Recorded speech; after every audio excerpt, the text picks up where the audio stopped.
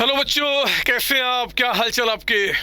मेरे बच्चों, CA foundation fundamental of accounting के रिवीजन सीरीज में आज जिस चैप्टर का हम प्रॉपर तरीके से रिवीजन करने वाले हैं उसका नाम है आपका बैंक रिकॉन्सिलिएशन स्टेटमेंट, बीआरएस। इस चैप्टर में मेरे बच्चे जितने भी थ्योरी, जितने भी प्रैक्टिकल कॉन्सेप्ट आपके एग्जाम में आ सकते हैं या फिर रेगुलर क्लास के टाइम में जो भी कुछ आपने पढ़ा हुआ उसका प्रॉपर रिवीजन मैं यहाँ पे कराने वाला हूँ। यानी कि इस रिवीजन क्लास को देखने के बाद जितने भी कॉन्सेप्ट इस चैप्टर के अंदर में है जो आपने पढ़े होंगे इस बुक में, अगर मेरे पेड स्टूडेंट्स हैं तो, या फिर जिससे भी पढ़ा होगा आपने या सेल्फ स्टडी किया होगा तो इंस्टीट्यूट के स्टडी मेट में जो भी कुछ देखा होगा सब कुछ मैंने यहाँ पे कवर किया हुआ है, एक एक कॉन्सेप्ट को कवर किया हुआ है। इसको देखने के बाद आपके सारे कॉन्सेप्ट रिवाइज होने वाले हैं। एक काम आप जरूर करेंगे कि इस रिवीजन लेक्चर्स को देखने के बाद, मेरे बच्चे इसी चैप्टर की बात नहीं कर रहा हूँ, पूरे सीरीज की, पूरे रिवीजन की बात कर रहा हूँ, किसी भी चैप्टर का, कि रिवीजन लेक्चर्स देखने के बाद क्या होता है कि जो आपने रेगुलर क्लासेज के अंदर में जो आपने क्वेश्चन सॉल्व किए ना अपने स्टडी मेट में, बस उसको पलट लेना है। उसको पलटने का मतलब कि हाँ ये मुझे आता है, मुझे आता है, आपके दिमाग में सब कुछ हो गया। और अगर रिवीजन आप एग्जाम से 1 महीना पहले कर रहे हैं इस चैप्टर का, तो आपको एक काम करना होता है कि आप अपने बुक का कोई भी 1 या 2 क्वेश्चन अपने हाथ से प्रैक्टिस कर लो ताकि फॉर्मेट पे आपका हाथ बैठ जाए। आप दी बेस्ट तरीके से तैयारी कर रहे हैं, जल्द ही आप सीए फाउंडेशन इस पर पास करेंगे, फिर सीए इंटर फाइनल पता नहीं क्या क्या करेंगे, और ये सारे बच्चे जो यहाँ पे फाउंडेशन या इंटर के हैं इनको आप रिप्लेस करेंगे, मैं इस बात की गारंटी आपको देता हूँ। आइए चलिए हम शुरू करते हैं मेरे बच्चे बैंक रिकॉन्सिलिएशन स्टेटमेंट का रिवीजन। एक काम कीजिए आप जरा, इस वीडियो के डिस्क्रिप्शन में बीआरएस का मैंने नोट्स आपको दिया है, रिवीजन लेक्चर्स का नोट्स, वो मेरे प्रॉपर बुक में आपको नहीं मिलेगा, उसको डाउनलोड करें और फिर क्लास की शुरुआत कीजिए। आइए शुरू करते हैं मेरे बच्चे बैंक रिकॉन्सिलिएशन स्टेटमेंट का रिवीजन लेक्चर फर्स्ट, इसको स्टार्ट करते हैं हम लोग। आइए शुरू करते हैं पहला चैप्टर आपका बैंक रिकॉन्सिलिएशन स्टेटमेंट। मेरे प्यारे बच्चों, पहले तो बैंक रिकॉन्सिलिएशन स्टेटमेंट के अंदर में हम लोगों ने क्या पढ़ा हुआ है और क्यों करते हैं उसको एक बार शॉर्ट में आपको पहले बताऊं। आप जानते हैं कि बीआरएस बनाने का जो हमारा मेन मोटिव है वो नॉट टू रेक्टिफाई, हम कोई गलती यहाँ नहीं सुधार रहे हैं, हम लोग क्या कर रहे हैं जी, रिकॉन्साइल कर रहे हैं। रिकॉन्साइल करने का मतलब क्या होता है कि मान लो जनवरी के महीने में या फरवरी के महीने में जनरली फर्म जो है ना वो बीआरएस मंथली बेसिस पे बनाती है। एग्जाम में आ सकता है कि बीआरएस जनरली कौन से कितने गैप पे बनता है, तो आप कह देना कि मंथली बनता है, जनरली मंथली बनता है ना। तो बीआरएस जो है मेरे बच्चे ये क्यों बनता है, क्योंकि हमारा जो बैंक में पैसा है ना वो 2 जगह मेंटेन होता है। हमारा पैसा बैंक में 2 जगह मेंटेन होता है। वो कहाँ होता है तो मैं आपको बताऊं, एक तो कैश बुक में और एक मेरे बच्चे पासबुक में, एक आपका पासबुक में। आप ये भी जानते हैं कि कैश बुक में 3 कॉलम होता है, कैश, बैंक और तीसरा आपका डिस्काउंट, अगर 3 कॉलम कैश बुक की बात करते हैं। तो बीआरएस को बनाते समय कैश बैलेंस की बात नहीं कर रहा, ये नहीं बात कर रहा, मैं बात कर रहा हूँ बैंक बैलेंस का, मतलब कैश बुक का जो बैंक कॉलम है ना हम उसके बारे में बात कर रहे हैं। हमने देखा जनवरी के एंड में कि हमारे कैश बुक के बैंक कॉलम में बता रहा है कि मेरा पैसा बैंक में 2 लाख रुपए जमा है, 2 लाख रुपए जमा है। उसी दिन पे मेरे बच्चे बैंक से पूछा कि जरा बताओ मेरा पैसा कितना जमा है, तो बैंक ने क्या किया, अपने कंप्यूटर में, बहुत ध्यान से मेरी बात सुनना, अपने कंप्यूटर में जहां पे वो हमारी एंट्री कर रहा है उसको देख के वो कहता है कि देखो जी आपका पैसा मेरे पास ना 2,40,000 है, 240 या फिर 160, कुछ भी हो सकता है, कम ज्यादा। तो बीआरएस हम इसलिए बनाते हैं कि यार हमने जो एंट्री किया वहां पे 2 लाख का बैलेंस दिख रहा है और हमारी ही एंट्री का जो डुप्लीकेट कॉपी बैंक ने किया है, डुप्लीकेट एंट्री जो बैंक ने भी तो डुप्लीकेट ही किया ना, हमने पैसा जमा किया तो हमने भी किया, उसने भी किया। तो बैंक ने अपने कंप्यूटर में जो एंट्री किया उसके हिसाब से 240 दिख रहा है। आखिर इसके जो पीछे जो रीजन्स हैं, इस डिफरेंसेज के पीछे रीजन्स हैं, वो क्या रीजन है, इस रीजन को पता करने के लिए मेरे बच्चे हम लोग क्या करते हैं, बीआरएस बनाते हैं। याद रखना, सिर्फ रीजन को पता करने के लिए।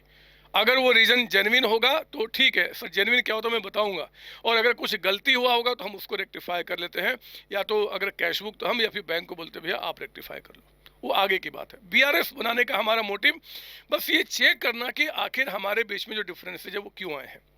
एक बात और बता दूं मेरे बच्चे कि जब भी हम यहाँ पे पासबुक बोलेंगे ना, पासबुक इस चैप्टर को बनाते समय, तो पासबुक का मतलब हमेशा ध्यान में क्या चलेगा कि बैंक ने अपने जो वो आपका कंप्यूटर है ना, जहाँ पे उसने हमारे नाम की एंट्री की है, हम उसको और अपने कैश बुक को क्या कर रहे हैं, रिकॉन्साइल कर रहे हैं। बस यही ध्यान में लेके चलना। वो जो बैंक हमें आपका एक हमारे पास एक जो बुक होता है जी, जो सरकारी बैंक है हमें इशू करती है, हम उस बुक की बात ध्यान में मत लेके चलना कि उसमें एंट्री दिख रहा है कि नहीं दिख रहा है। आपको समझना कि कंप्यूटर में जो बैंक ने एंट्री किया है वो और हमारे कैश बुक में एंट्री मैच कर रहा है कि नहीं, ठीक है ना, इस बात को ध्यान रखेंगे। इन्हीं बातों को मैंने यहाँ पे आपके लिए थोड़ा मेंशन किया हुआ है आपके पॉइंट्स ऑफ रिविजन के अंदर में। कैश बुक कौन मेंटेन करता है, एग्जाम में आ जाए तो ये फर्म मेंटेन करती है, ठीक है ना। पासबुक कौन मेंटेन करता है, तो पासबुक तो बैंक मेंटेन करता है, मेंटेन बाय बैंक। पासबुक होता क्या है जी, duplicate copy of firm account maintain by bank. Duplicate copy क्यों बोला, क्योंकि एक कॉपी एक बार एंट्री हमने किया और वही एंट्री बैंक भी करता है, तो कहते हैं कि सेम एंट्री का डुप्लीकेट कॉपी एंट्री बैंक ने किया हुआ है। एक ही एंट्री दो जगह एक्चुअली हो रहा है, ठीक है ना। हम भी रिकॉर्ड रखते हैं, वो भी रिकॉर्ड रखते हैं। बीआरएस हम जो बना रहे हैं, ध्यान रखना, वी आर रिकॉन्साइलिंग। रिकॉन्साइल का मतलब क्या होता है, चेक करना, टू चेक, है ना। कभी भी रेक्टिफाई मत समझना, हम लोग बस चेक कर रहे हैं। We are reconciling, we are checking bank column of cash book with the passbook. हम रिकॉन्साइल किसको कर रहे हैं जी, कैश बुक के बैंक कॉलम को विद द पासबुक। पासबुक का मतलब क्या, वो कंप्यूटर जहां पे उन्होंने हमारी एंट्री की है, ठीक है ना।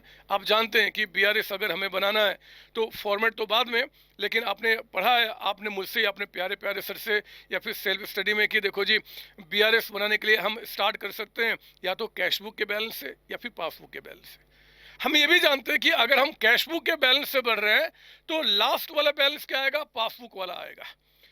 अगर हम पासबुक के बैलेंस से बढ़ रहे हैं तो लास्ट वाला बैलेंस क्या आएगा, कैश बुक आएगा। तभी तो जब ये और ये दोनों आपका दिख जाएगा कि यार पासबुक में यहाँ, कैश बुक यहाँ, तो इनके बीच में रीजन्स क्या है वो वहां पे आपको डिस्प्ले हो जाएंगे। हम वही डिस्प्ले करने की यहाँ पे कोशिश करेंगे, ठीक है ना। ऑलवेज कीप योर माइंड, क्या माइंड में रखेंगे, दो बातें हमेशा ध्यान में मेरे प्यारे बच्चों। अगर मेरा पैसा बैंक में जमा है, जब भी मैं कैश बुक बोलूंगा तो आपका दिमाग क्या बोलेगा, अच्छा सर कैश बुक के बैंक कॉलम की बात कर रहे हैं, याद रहेगी बात ना, ये सर। तो मेरे बच्चे, जब भी हमने मान लो पैसा आपका, हमने बोला कि मेरा, हमने बोला मतलब क्या, मेरे अकाउंटेंट ने बोला, कैश बुक ने बोला, कैश बुक कहता कि मेरा 2 लाख रुपीज बैंक में जमा है। अगर कैश बुक में कहता है कि 2 लाख रुपए बैंक में जमा है, तो 2 लाख रुपए बैंक में जमा होने का मतलब क्या, मतलब मेरा वो एसेट्स है। और एसेट्स का कौन सा बैलेंस होगा, डेबिट बैलेंस होगा। बचपन से पढ़ते आ रहे हो, कोई बड़ी बात नहीं है, हम सीए फाउंडेशन के बच्चे हैं। तो जब भी कहते हैं कि 2 लाख रुपए आपका कैश बुक, सॉरी 2 लाख रुपए अगर बैंक में जमा है, तो कैश बुक में कौन सा बैलेंस दिखेगा, डेबिट। लेकिन यही बैंक में क्या दिखेगा, क्रेडिट बैलेंस। ऐसा क्यों, अगर मैं कहता हूं कि मेरा 2 लाख रुपीज बैंक में जमा है, तो मेरे बच्चे मेरा वो एसेट्स है, मुझे बैंक से लेना है, लेकिन बैंक के पास वो लायबिलिटी है, उसने वापस करना है। मैं जो एंट्री यहाँ पे करूंगा ना, वो अपने एसेट्स के मानते हो, मतलब मैं अपने हिसाब से एंट्री करूंगा और बैंक क्या करेगा, वो अपने हिसाब से एंट्री करेगा। तो मैं जब भी मेरा पैसा बैंक में जमा है, मैं कहता हूं कि मेरा एसेट्स है, बट बैंक क्या बोलता है कि मेरी लायबिलिटी है। मेरा एसेट्स है मतलब मेरा डेबिट बैलेंस है, यानी कि कैश बुक में जो आपका डेबिट बैलेंस होगा वो पासबुक में क्या होगा जी, क्रेडिट बैलेंस होगा। और इन दोनों का मतलब क्या होता है, पॉजिटिव बैलेंस आपका होना बैंक के अंदर में, मतलब मेरा पैसा बैंक में जमा है। ये पॉजिटिव नेगेटिव जो है ना, मैंने ये अपने एंगल से बताया कि भैया अगर बैंक मेरा कहता है कि आपका मेरे पास क्रेडिट बैलेंस है, इसका मतलब क्या, मेरा पैसा वहां पे जमा है ना। मेरा अकाउंटेंट कहता है कि बैंक में आपका डेबिट बैलेंस, इसका मतलब क्या, मेरा पैसा बैंक में जमा है ना। उसी तरीके से मेरे बच्चे, कैश बुक में क्रेडिट बैलेंस या पासबुक में डेबिट बैलेंस, इसका मतलब क्या होता है, निगेटिव, यानी कि ओवरड्राफ्ट। मैंने कहा मेरा अकाउंटेंट कहता है कि आपका 5 लाख का क्रेडिट बैलेंस है बैंक में, तो मेरे बच्चे हम जानते हैं कि क्रेडिट बैलेंस का मतलब क्या, लायबिलिटी आपका। तो मैं ओवरड्राफ्ट को बता रहा हूँ, और वही चीज बैंक क्या बोल रहा है जी, कि मेरा डेबिट बैलेंस है। बैंक डेबिट क्यों बोल रहा है, क्योंकि उतना पैसा उसने हमसे लेना है ना। जब हमारी लायबिलिटी तो उसका एसेट्स आपका है, तो इसका मतलब क्या होगा, आपका ओवरड्राफ्ट होगा। ये बात ध्यान रखना। दूसरी बात ध्यान देना, अब इस पॉइंट से आप लिंक करेंगे, ओहो कहाँ चला गया बदमाश। ये जो पॉइंट है मेरे बच्चे ना, आप क्या करेंगे, इससे लिंक करेंगे, इससे लिंक करेंगे। ये देखिए मैंने यहां पे डाला, कहता है कि डेबिट बैलेंस इन कैश बुक का मतलब क्या, मेरा पैसा बैंक में जमा है। अगर मैं अपने कैश बुक में डेबिटेड करता हूँ, डेबिटेड, तो मेरे बच्चे जो पैसा मेरे बैंक में जमा है उसको और मैंने डेबिट को और डेबिटेड किया, इसका मतलब क्या, मैंने बैलेंस को इंक्रीज किया है, मेरा बैलेंस इंक्रीज हुआ है। और डेबिटेड इन कैश बुक का मतलब क्या होता है, क्रेडिटेड इन पासबुक, पासबुक में क्रेडिट करना, मतलब बैंक के पास जो क्रेडिट है उसको और क्रेडिट किया, मतलब और उसने मेरा बैलेंस बढ़ाया। तो चाहे डेबिटेड इन कैश बुक कह दे चाहे क्रेडिटेड इन पासबुक, दोनों का मतलब क्या होता है, इंक्रीज ऑफ अकाउंट। आप कई सारे बच्चे डाउट सेशन के टाइम पे मुझसे पूछते हैं कि सर एक बात बताओ, जब हम लोग बैंक में पैसा जमा करते हैं तो क्यों बैंक के पास से मैसेज आता है कि इतना अमाउंट आपके अकाउंट में क्रेडिट कर दिया गया है, जबकि वो हमारा एसेट्स है। क्योंकि मेरे बच्चे, बैंक जो क्रेडिटेड या डेबिटेड बताता है वो अपने एंगल से बताता है कि भैया हमने आपके अकाउंट को और क्रेडिटेड कर दिया, मतलब और आपका बैलेंस बढ़ा दिया। समझो मेरी बात ना। तो यहाँ पे डेबिटेड इन कैश बुक या क्रेडिटेड इन पासबुक का मतलब क्या होता है, इंक्रीज ऑफ अकाउंट। और क्रेडिटेड इन कैश बुक मतलब जो डेबिट बैलेंस है उसको कम कर दिया, या फिर डेबिटेड इन पासबुक, इसका मतलब क्या होता है, अकाउंट को डिक्रीज करना। ये लैंग्वेज को मैंने आपको मास्टर बनाया है मेरे बच्चे। हमने जो पेड क्लासेज हमने जो स्टडी की उसमें इसके बारे में बहुत अच्छे तरीके से डिस्कशन किया है। जो बच्चे बीआरएस सेल्फ स्टडी किए हैं या कहीं से पढ़े हुए हैं और उनको थोड़ी भी दिक्कत हो रही है ना, तो बैंक रिकॉन्सिलिएशन स्टेटमेंट की एक क्लास मेरी ऑलरेडी यूट्यूब पे है, अगर आप उसको देख लेंगे तो क्लियरिटी आनी शुरू हो जाएगी, फिर थोड़ा और अच्छा खासा आपको हेल्प यहाँ पे मिल जाएगा। ठीक है, तो मेरे बच्चे ध्यान रखना, डेबिटेड इन कैश बुक या क्रेडिटेड इन पासबुक का मतलब क्या होता है, इंक्रीज ऑफ अकाउंट। और ठीक उल्टा आपका यहाँ पे। अब जल्दी से इसको बंद करते हैं। मैंने कहा, ध्यान सुनो, मैंने कहा कि भैया मैंने अपने कैश बुक में, आपको ये ध्यान देना होगा क्वेश्चन के अंदर में कि वो कैश बुक में कह रहा है कि पासबुक में कह रहा है। अगर मैंने कहा कि मेरे अकाउंटेंट ने कैश बुक में 10,000 डेबिटेड कर दिया, तो इसका मतलब मेरे बच्चे उसने मेरे अकाउंट को बढ़ा दिया है ना, एसेट्स को और बढ़ा दिया।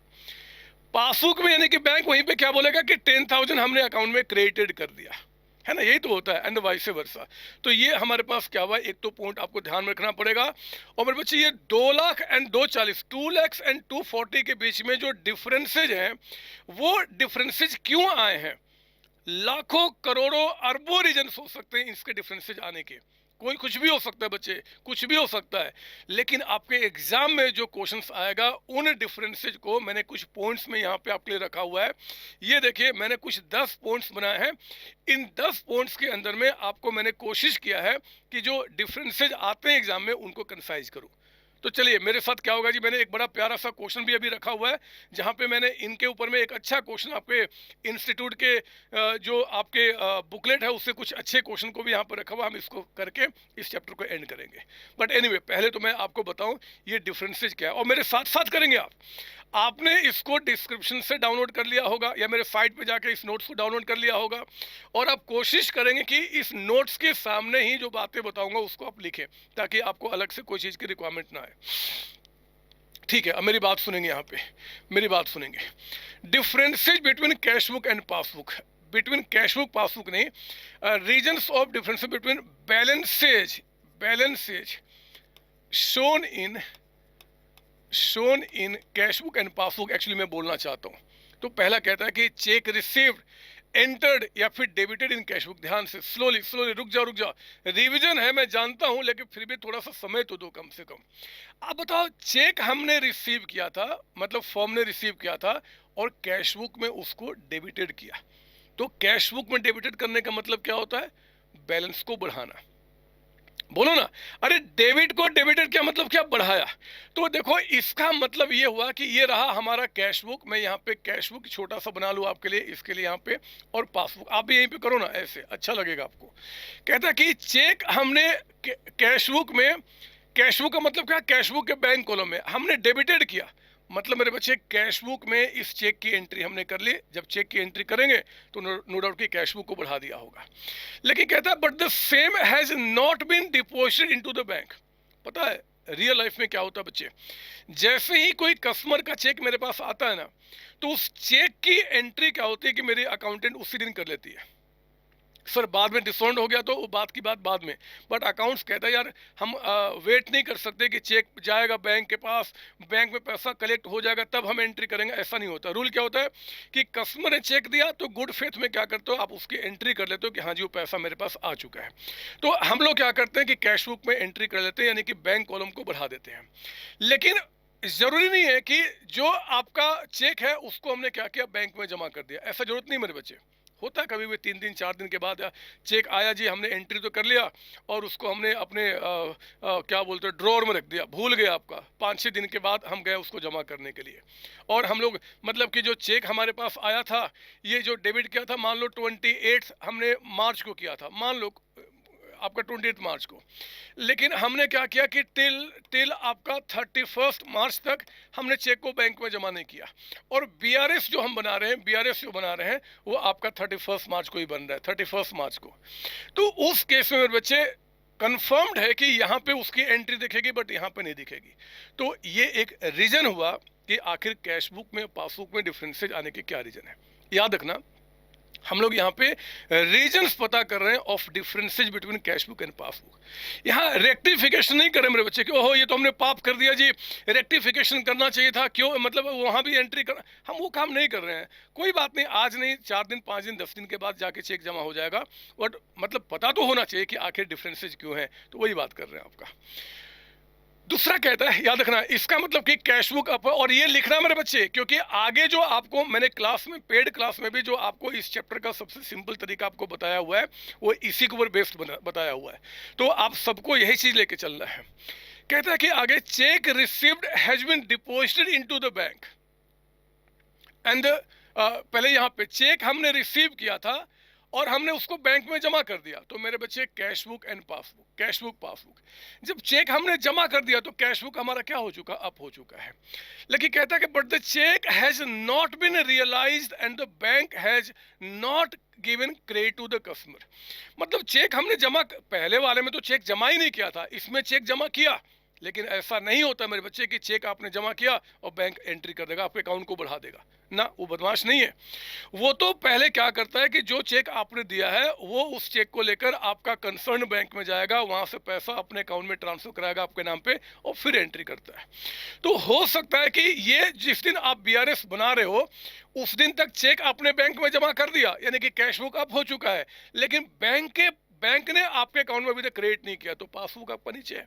ये भी एक डिफरेंसेज है कैश बुक और पासबुक में आने का। ये लिखो मेरे साथ, ये साथ साथ लिखना मेरे बच्चे, सोना नहीं है आपको कि अब तो ठीक है जी रिवीजन हो गया फिर क्या, मतलब लिखना आपको, आप समझो मेरी बात।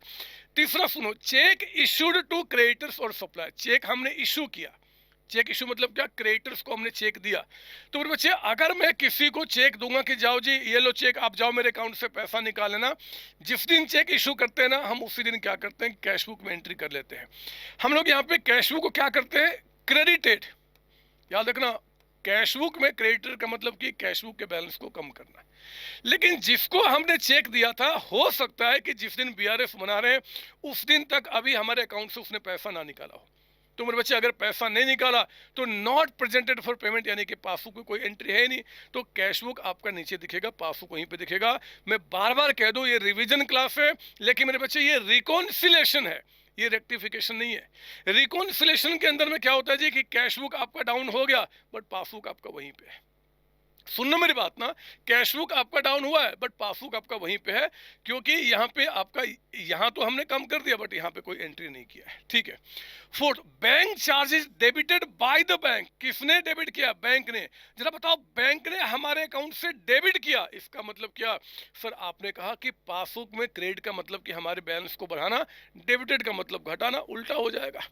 तो मेरे बच्चे यहाँ पे फोर्थ वाले पॉइंट में मैं आपको बताऊं, कैश बुक पासबुक है, अगर बैंक ने हमारे अकाउंट से कोई चार्जेस डेबिट कर लिया है तो उसने पासबुक में, यानी कि अपने पास जो रिकॉर्ड मेंटेन किया है उसमें से हमारे बैलेंस को कम कर दिया है। लेकिन इसकी एंट्री कहां पे नहीं है जी, कैश बुक में नहीं है, अभी तक हमने उसकी एंट्री नहीं किया। सर क्यों नहीं किया, अरे नहीं बताया बैंक ने अभी तक, आज जब बीआरएस बना रहे तब पता चल रहा है, तो हो उस समय तक हमें ये दिख रहा ना कि यहाँ पे एक एंट्री यहाँ पे नहीं है। सर फिर उसकी एंट्री कर लो। हमने कहा ना हम यहाँ पे अभी रेक्टिफिकेशन नहीं पढ़ रहे हैं, आएगा वो भी टॉपिक करेंगे यहाँ पे थोड़ा बहुत कि अभी कैसे इसको रेक्टिफाई भी करते हैं, लेकिन अभी मेरे बच्चे कॉन्सेप्ट है कि दोनों में आए डिफरेंसेज को पता करना। हमें एक एंट्री यहाँ पे दिख रही है, यहाँ पे नहीं दिख रही, बस रीजन है दोनों में डिफरेंसेज आने का, उस रीजन को हम यहाँ पे आइडेंटिफाई करेंगे बस, ठीक है। सर ये क्यों बनाते फिर जब हमें रेक्टिफाई नहीं करना, मेरे बच्चे तभी तो आपको पता चलेगा कि कौन सी एंट्री है जो जेन्युइनली एंट्री होना चाहिए बट नहीं, क्या हम उसकी एंट्री आगे कर लेते हैं। खैर छोड़ो ना, अभी हम क्यों बात करें, अभी थोड़ा सा वेट तो करो, थोड़ा सब्र तो करो, उसके बारे में भी डिस्कस करूंगा। अगला ये पांचवा, बैंक ने हमारे बिहाफ पे पेमेंट कलेक्ट किया है। कस्टमर मतलब फर्म की बात करो जिसका हम बीआरएस बना रहे हैं। तो अगर बैंक ने हमारे बिहाफ पे पेमेंट कलेक्ट किया, मेरे बच्चे जरा बताओ कि उसने पासबुक को क्या किया होगा, बढ़ा दिया होगा, मतलब हमारे बैलेंस को बढ़ा दिया होगा। लेकिन अभी तक हमें इसकी जानकारी नहीं है, हमारे पास इंफॉर्मेशन नहीं है, तो कैश बुक में इसकी एंट्री नहीं है, तो पासबुक आपका है, कैश बुक आपका वहीं पे, ठीक है ना। 6 में बैंक ने क्रेडिट किया हम इंटरेस्ट या कोई इनकम हमारे अकाउंट में, तो बैंक के पास क्रेडिट का मतलब कि हमारा पैसा बैंक में जमा है, उसको और क्रेडिट किया। इसका मतलब मेरे बच्चे कि यहाँ पे आपका क्या हुआ कि बैंक ने हमारे बैलेंस को बढ़ा दिया। कोई एंट्री बैंक के पास हो चुकी है हमारे अकाउंट में, लेकिन उसकी एंट्री कहता है कि कैश बुक में नहीं है, तो कैश बुक वहीं पे। जिस दिन बीआरएस बना रहे हैं हमें एक एंट्री दिखा कि यहाँ पे है, यहाँ पे नहीं है, तो क्या हुआ जी, वो बीआरएस मतलब रीजन हुआ ना डिफरेंसेज का, तो हम उसको यहाँ पर रिकॉर्ड कर लेंगे। उसी तरीके 7 में, bank has made payment on behalf of the firm according to standing instruction, मतलब कि हमने बैंक को पहले से स्टैंडिंग इंस्ट्रक्शन का मतलब कि हमने पहले से बैंक को बोला हुआ है कि इस बीच में इतने रुपए का कोई ऐसा आदमी मतलब ये आदमी चेक लेकर आएगा तो आप उसको पेमेंट कर देना, या पेमेंट मांगने आएगा तो आप उसको पेमेंट कर देना, या ये रिसीट दिखाएगा तो आप उसको पेमेंट कर देना। तो मेरे बच्चे बैंक ने क्या किया है कि बैंक ने हमारे बिहाफ पे पेमेंट कर दिया है on behalf of the firm, तो पासबुक क्या हो चुका है, डाउन हो चुका है, लेकिन not recorded in the cash book, cash book में उसकी रिकॉर्डिंग नहीं है, तो कैश बुक क्या आपका वहीं पे दिख रहा है। इसका मतलब है कि पासबुक आपका डाउन है, कैश बुक आपका वहीं पे है। और इस केस में आपका रीजन्स तो रहा ना डिफरेंसेज आने के कैश बुक और पासबुक में, ठीक है। एक क्वेश्चन बनता है कि एंट्री रिकॉर्डेड ट्वाइस इधर इन द कैश बुक और इन द पासबुक। यहां पे बच्चे कंफ्यूज्ड होते हैं, जो आपको नहीं होना मेरे बच्चे। जब भी क्वेश्चन कहता है ना कि भैया हमने क्या किया कि मान लो एंट्री ट्वाइस रिकॉर्ड कर दिया कैश बुक में, अभी इसको हटाता हूं, ट्वाइस रिकॉर्ड कर दिया कैश बुक में, कौन सा एंट्री जी, मान लो कोई पैसा हमने बैंक में जमा किया है, हमने कोई पैसा बैंक में जमा किया है और वो 2 बार रिकॉर्ड हो गया, तो पॉसिबिलिटी है, इंसानी है, गलती हो सकती है। एक बार हमने क्या किया 10,000 से बढ़ाया और फिर एक बार 10,000 से बढ़ाया, 2 बार हमने एंट्री कर दिया, तो कैश बुक में टोटल एंट्री कितना दिख रहा है 20,000 से। अगर 10,000 का चेक था जो बैंक में हमने डेबिटेड किया था, जमा किया था, उसकी 2 बार एंट्री कर लिया, तो मेरे बच्चे कैश बुक में 20,000 हो गया। वो एग्जाम में कहेगा कि entry recorded twice in the cash book, और आगे कुछ नहीं बोलता। तो आपको यही मानना है कि कैश बुक में 2 बार एंट्री हुआ बट पासबुक में एक ही बार एंट्री हुआ। ये मत सोचना कि सर ये तो बोला ही नहीं है कि पासबुक में एंट्री हुआ, तो नहीं, हम तो मानेंगे कि नहीं हुआ, ऐसा नहीं मेरे बच्चे। आपको वजन देना होगा लैंग्वेज पे। Recorded twice in the cash book का मतलब कि यहाँ पे 2 बार रिकॉर्ड हुआ बट पासबुक उसकी एंट्री नहीं हुआ, और अगर पासबुक में एंट्री नहीं हुआ तो माफ कीजिए, यहाँ पे 2 बार एंट्री हुआ और यहाँ पे एक बार एंट्री हुआ, तो पासबुक आपका 10,000। एक बार दोबारा रिपीट कर दो, मैंने सेंटेंस गलत बोल दिया। कहता है कि entry debited twice in the cash book, इसका मतलब कि यहाँ पे 2 बार एंट्री हुआ और आगे कुछ ना बताया, तो मेरे बच्चे कोरस्पॉन्डिंग जो पासबुक है वहां पे सिर्फ एक बार ही एंट्री हुआ। सर ये कहाँ लिख रहा है, मतलब इसको मानना पड़ेगा, ऐसी लैंग्वेज आपका बनता है। वो कहता है कि भैया कैश बुक में 2 बार अमाउंट क्रेडिटेड किया गया, मान लो 2,000, तो यानी कि 2,000 रुपये क्रेडिट किया गया और फिर 2,000 रुपये क्रेडिट किया गया। यहाँ कुछ नहीं बताता, तो यानी कि सिर्फ 2,000 से आपने यहाँ पे क्रेडिट किया है। तो डिफरेंसेस जो कैश बुक पासबुक में आ रहे हो कितने से आ रहे हैं, सिर्फ 2,000 से, क्योंकि यहाँ पे एक बार एंट्री हो चुकी है, यहाँ पे 2 बार हो चुकी है। तो ये बात समझना पड़ेगा, लैंग्वेज को बहुत ध्यान से पढ़ना होता है। हो सकता है कह दे कि एंट्री गलती से ट्वाइस पासबुक में रिकॉर्ड हो गया, तो पासबुक में अगर कहता है कि 2 बार क्रेडिटेड हो गया, मान लो 5,000 आपका, 5,000 आपका और 5,000 आपका, इसका मतलब कि यहाँ पे सिर्फ एक बार डेबिट किया गया है, तो 5,000, तो डिफरेंस कितने का, सिर्फ 5,000 का। इस तरीके से आपको इन लैंग्वेज को इंटरप्रेट करना है। कोई डाउट इसके अंदर में? नहीं सर। अगला है कि entry omitted to be recorded इधर इन द कैश बुक और passbook. Omitted to be recorded का मतलब क्या, वो एंट्री हमें करना था बट हम रिकॉर्ड करना भूल गए। फॉर एग्जाम्पल मैं बताऊं, यहाँ पे क्वेश्चन क्या बोलेगा कि कैश बुक और पासबुक है, कहता है कि हमने एक चेक बैंक में जमा किया, बैंक में पैसा आ भी गया, लेकिन कैश बुक में रिकॉर्ड करना भूल गए। अरे अगर ऐसा हुआ तो अगर हमने चेक जमा किया तो इसको हमें बढ़ाना चाहिए था, लेकिन हम नहीं बढ़ाए, भूल गए, यहाँ पे एंट्री नहीं हुआ, तो बैंक ने एंट्री तो कर लिया है ना, यहाँ पे बढ़ चुका, यहाँ नहीं बढ़ा, तो डिफरेंसेज आपके आएंगे ही आएंगे। सर ये तो गलती है, अरे कहा ना, अभी भूल जाओ, दिमाग में गलती। बीआरएस में पहले जो रीजंस हैं डिफरेंसेज आने के, चाहे वो जेन्युइन हो, चाहे वो गलतियां हो, चाहे कुछ भी हो, हम उनको बस यहाँ पे क्या कर रहे हैं, रिकॉर्ड कर रहे हैं। तो मेरे बच्चे ये कुछ आपका है। एक 10th मैंने बनाया सम अदर एरर। सब अदर एरर का मतलब क्या हुआ जी, कि बैंक में पैसा किसी और कस्टमर का हमारे अकाउंट में जमा हो गया। ऐसी गलतियां होती हैं, कई बार आपने न्यूज में भी सुना होगा। या फिर हमारे अकाउंट में जो एंट्री होना था वो किसी और के अकाउंट में हो गया। ऐसी गलतियां होती हैं मेरे बच्चे। मैंने तो एक बार देखा था, आप बिलीव कीजिए कि कोई एक ऐसा यहाँ पे हमारे सामने एक गुड़गांव में एक अंकल जी रहते थे। उन्होंने क्या किया, किसी और के अकाउंट में पैसा जमा किया और बेचारे गलती से उन्होंने हमारे अकाउंट में पैसा जमा कर दिया। तो हमारा पासबुक क्या हो गया जी, अप हो गया कैश। हमने थोड़े वहाँ पे एंट्री किया, उन्होंने बाद में पता किया बैंक में, फिर हमें फ़ोन किया कि सर हमारा पैसा आपके पास आ गया है। तो मैं तो सोचा कि मैं भाग जाऊँ यहाँ से, लेकिन फिर आत्मा बोले कि क्यों भाग जाऊँ, आप अच्छे इंसान बनो ना। फिर मैंने उसके पैसे वापस किए। मेरे कहने का मतलब कहानी नहीं है, मेरे कहने का मतलब है कि रीजंस कुछ भी हो सकता है मेरे बच्चे, दोनों में डिफरेंसेज आने का। अगर एग्जाम में आ जाए कि what are those reasons due to which BRS is required to be prepared, आपका क्यों बीआरएस बनाना होता है, तो दीज आर द डिफरेंसेज। आप इनमें से कोई भी आपको जो मन करे वो आप लिख सकते हैं। ऐसे जनरली 4-5-6 पॉइंट्स पूछता है तो ऊपर का पूछ देंगे, नहीं तो फिर कोई बात ही नहीं है। तो ये मेरे बच्चे आपके डिफरेंसेज जो होते हैं उसके आने के यहाँ पे रीजंस होते हैं। अब बीआरएस बनाने के आपने दो तरीका पढ़ा हुआ है, एक तो without preparing adjusted cash book और एक आपका विथ कैश बुक। हम दोनों का शॉर्ट रिवीजन करेंगे, आप चिंता नहीं करना। और मेरे बच्चे बीआरएस बनाने के लिए आपका यहाँ पे क्या है जी, आपका मैं आपको पहले यहाँ पे एक क्वेश्चन लेके आना चाहता हूँ और इस क्वेश्चन से सारी बातें समझाना चाहता हूँ। इस क्वेश्चन से कुछ एमसीक्यू भी बनाया है मैंने आपको परेशान करने के लिए, बट फिलहाल इस क्वेश्चन को हम लोग क्या करेंगे, समझेंगे। आप यहाँ पे समझेंगे how to prepare BRS. Simple trick, बहुत सिंपल तरीका बताऊंगा। आपने अगर किसी और फैकल्टी से पढ़ा होगा तो कई तरीके इसके होते बनाने के लिए, आप कंफ्यूज नहीं होना। वो जो बताए होंगे वो भी ठीक है, लेकिन मेरा मकसद आपको बहुत सिंपल तरीका, ताकि एक ही फॉर्मेट में सारे बीआरएस बन जाए, उसी चीज़ के लिए मेरे बच्चे मैं एक आपको सिंपल तरीका देने वाला हूँ। सुनिए मेरी बात, क्वेश्चन क्या बता रहा है। क्वेश्चन नंबर 1, मेरी बात सुनेंगे आप। मैंने कई सारे पॉइंट्स बनाए हैं, 1 2 3 4 5 6 7 8 9 10 11 11 पॉइंट। तो जितने भी अच्छे, जो अभी ऊपर के 10 पॉइंट बोले ना, उससे जुड़े हुए जो भी पॉइंट्स हैं मैंने अच्छा पॉइंट्स यहाँ पे कवर कर लिया। आइए सुनिए मेरी बात। Practice question number 1, when COC education, नाम तो सुना ही होगा, पता नहीं ये नाम जब आता है ना तो शरीर के अंदर में एक गनगनाहट हो जाती है। लगता है कि जो चिड़ियां हैं ना वो चहचहाना शुरू कर दिए, फूल खिल गए हैं, वो गुलाब के फूल खिल गए हैं, वो पता नहीं क्या मौसम चेंज हो गया है। वो आपका वो कौन सा मौसम सुहाना वाला होता है जी, स्प्रिंग को क्या बोलते हैं, वो स्प्रिंग सीजन को क्या बोलते हैं, वो पता नहीं, वो मौसम आ गया और सब कुछ बस खिल गया है मेरे बच्चे। तो सुनो ना, क्वेश्चन क्या बता रहा है। When COC education private limited received a bank statement showing a favourable balance. पहली बात कि बैंक स्टेटमेंट में, बैंक स्टेटमेंट का मतलब क्या हो गया, पासबुक। बैंक स्टेटमेंट आपको कौन दिया होगा, बैंक ने दिया होगा। तो मेरे बच्चे पासबुक में कहता है कि शोइंग ए फेवरेबल बैलेंस। सर एक सवाल दिमाग में है, रुक जाओ अभी मत पूछना, मैं हूं ना भी जिंदा, मैं हूं ना भी आपके साथ। आप सुनो तो मेरी बात, बीआरएस खत्म होगा, एक एक पॉइंट का रिवीजन हो जाएगा।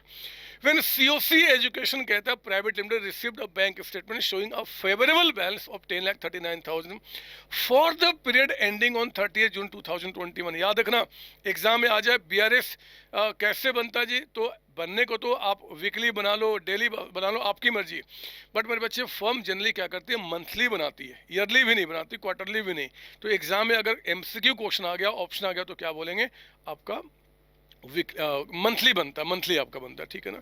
तो यहाँ पर भी क्या हुआ कि 30 जून को यहाँ पे बोलता है कि बैंक पासबुक में फेवरेबल बैलेंस है, एक होता फेवरेबल, एक होता अनफेवरेबल। फेवरेबल का मतलब कि मेरा पैसा बैंक में जमा है, ठीक है ना, 10,39,000। They did not agree with the balance in the cash book, मतलब कैश बुक में कोई और बैलेंस है। ये कैश बुक का जो बैलेंस है एग्जाम में दे भी सकता है, नहीं भी दे सकता, फर्क नहीं पड़ता, है ना। दिया, अगर दिया तो बीआरएस जो बना रहे हैं मेरे बच्चे, अगर इससे बढ़ रहे हैं तो लास्ट का ये बैलेंस आना चाहिए। और अगर इससे बढ़ रहे हैं तो ये बैलेंस आना चाहिए, तभी तो रीजन आपने ढूंढा।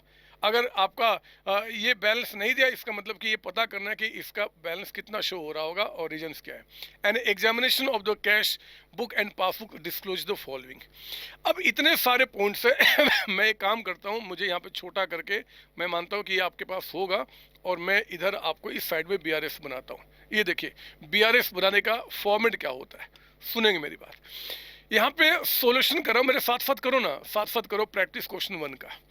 तो आप बना रहे हैं BRS यानी कि बैंक रिकॉन्सिलिएशन स्टेटमेंट आपका फॉर द पीरियड या मंथ, पीरियड या फिर मंथ एंडेड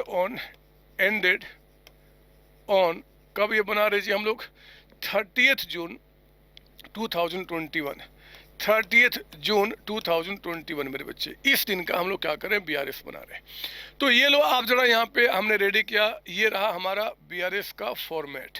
आप भी रेडी कीजिए, आप अपने रजिस्टर में जहाँ पे सॉल्यूशन कर रहे हैं आप ना पूरा एक पेज ले लो, कोई बात नहीं, थोड़ा पेज बच ही जाएगा और क्या। मेरे बच्चे हमेशा आप इसको प्लस कॉलम कहेंगे और यहाँ पे माइनस कॉलम, क्योंकि यहाँ पे जो अभी इस प्लेटफॉर्म पे कई तरीके के बच्चे इसको देख रहे हैं। कुछ बच्चे जिन्होंने किसी और फैकल्टी से पढ़ा हुआ है, तो कुछ लोग मेरे बच्चे यहाँ पे डेबिट क्रेडिट भी लिखते हैं, वो थोड़ा सा कंफ्यूजिंग हो जाता है आगे कैसे जब आते हैं। तो सबसे बेहतर तरीका है कि आप क्या करें, ये प्लस माइनस लिखो, इस पे सारी बातें बता दूंगा। आपने जो पहले किसी से पढ़ा होगा वो भी यहाँ पे बड़े आराम से लिंक हो जाएगा और आपको ये मजा आना शुरू हो जाएगा।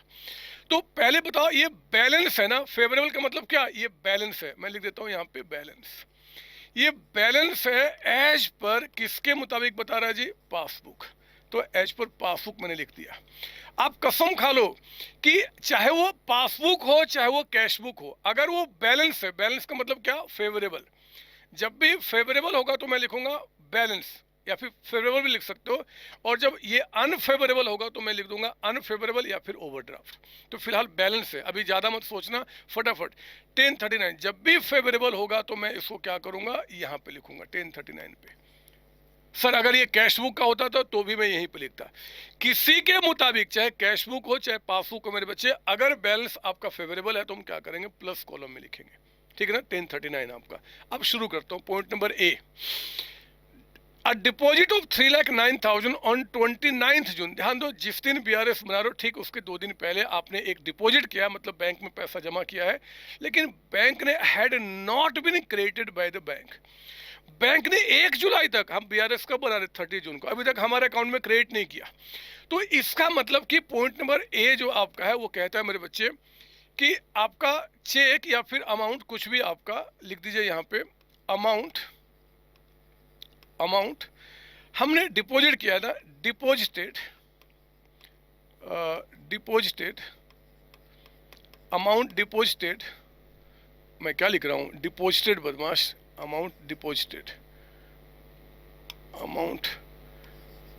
डिपॉजिटेड भी बोल सकता हूँ या डेबिटेड भी कह सकता हूँ, deposited but not entered in, कहाँ एंट्री इसकी नहीं हुई है जी, बैंक में। इन बैंक मतलब पासबुक में उसकी एंट्री नहीं हुई है। इन बैंक का मतलब क्या, पासबुक की एंट्री नहीं हुआ है। तो मेरे बच्चे पहले क्या करेंगे, एग्जाम में कैश बुक पासबुक इसको रेडी कर लो, ऐसे जैसे हमने अभी रीजन्स देखा था ना, उसी तरीके से 2 कॉलम रेडी कर लो।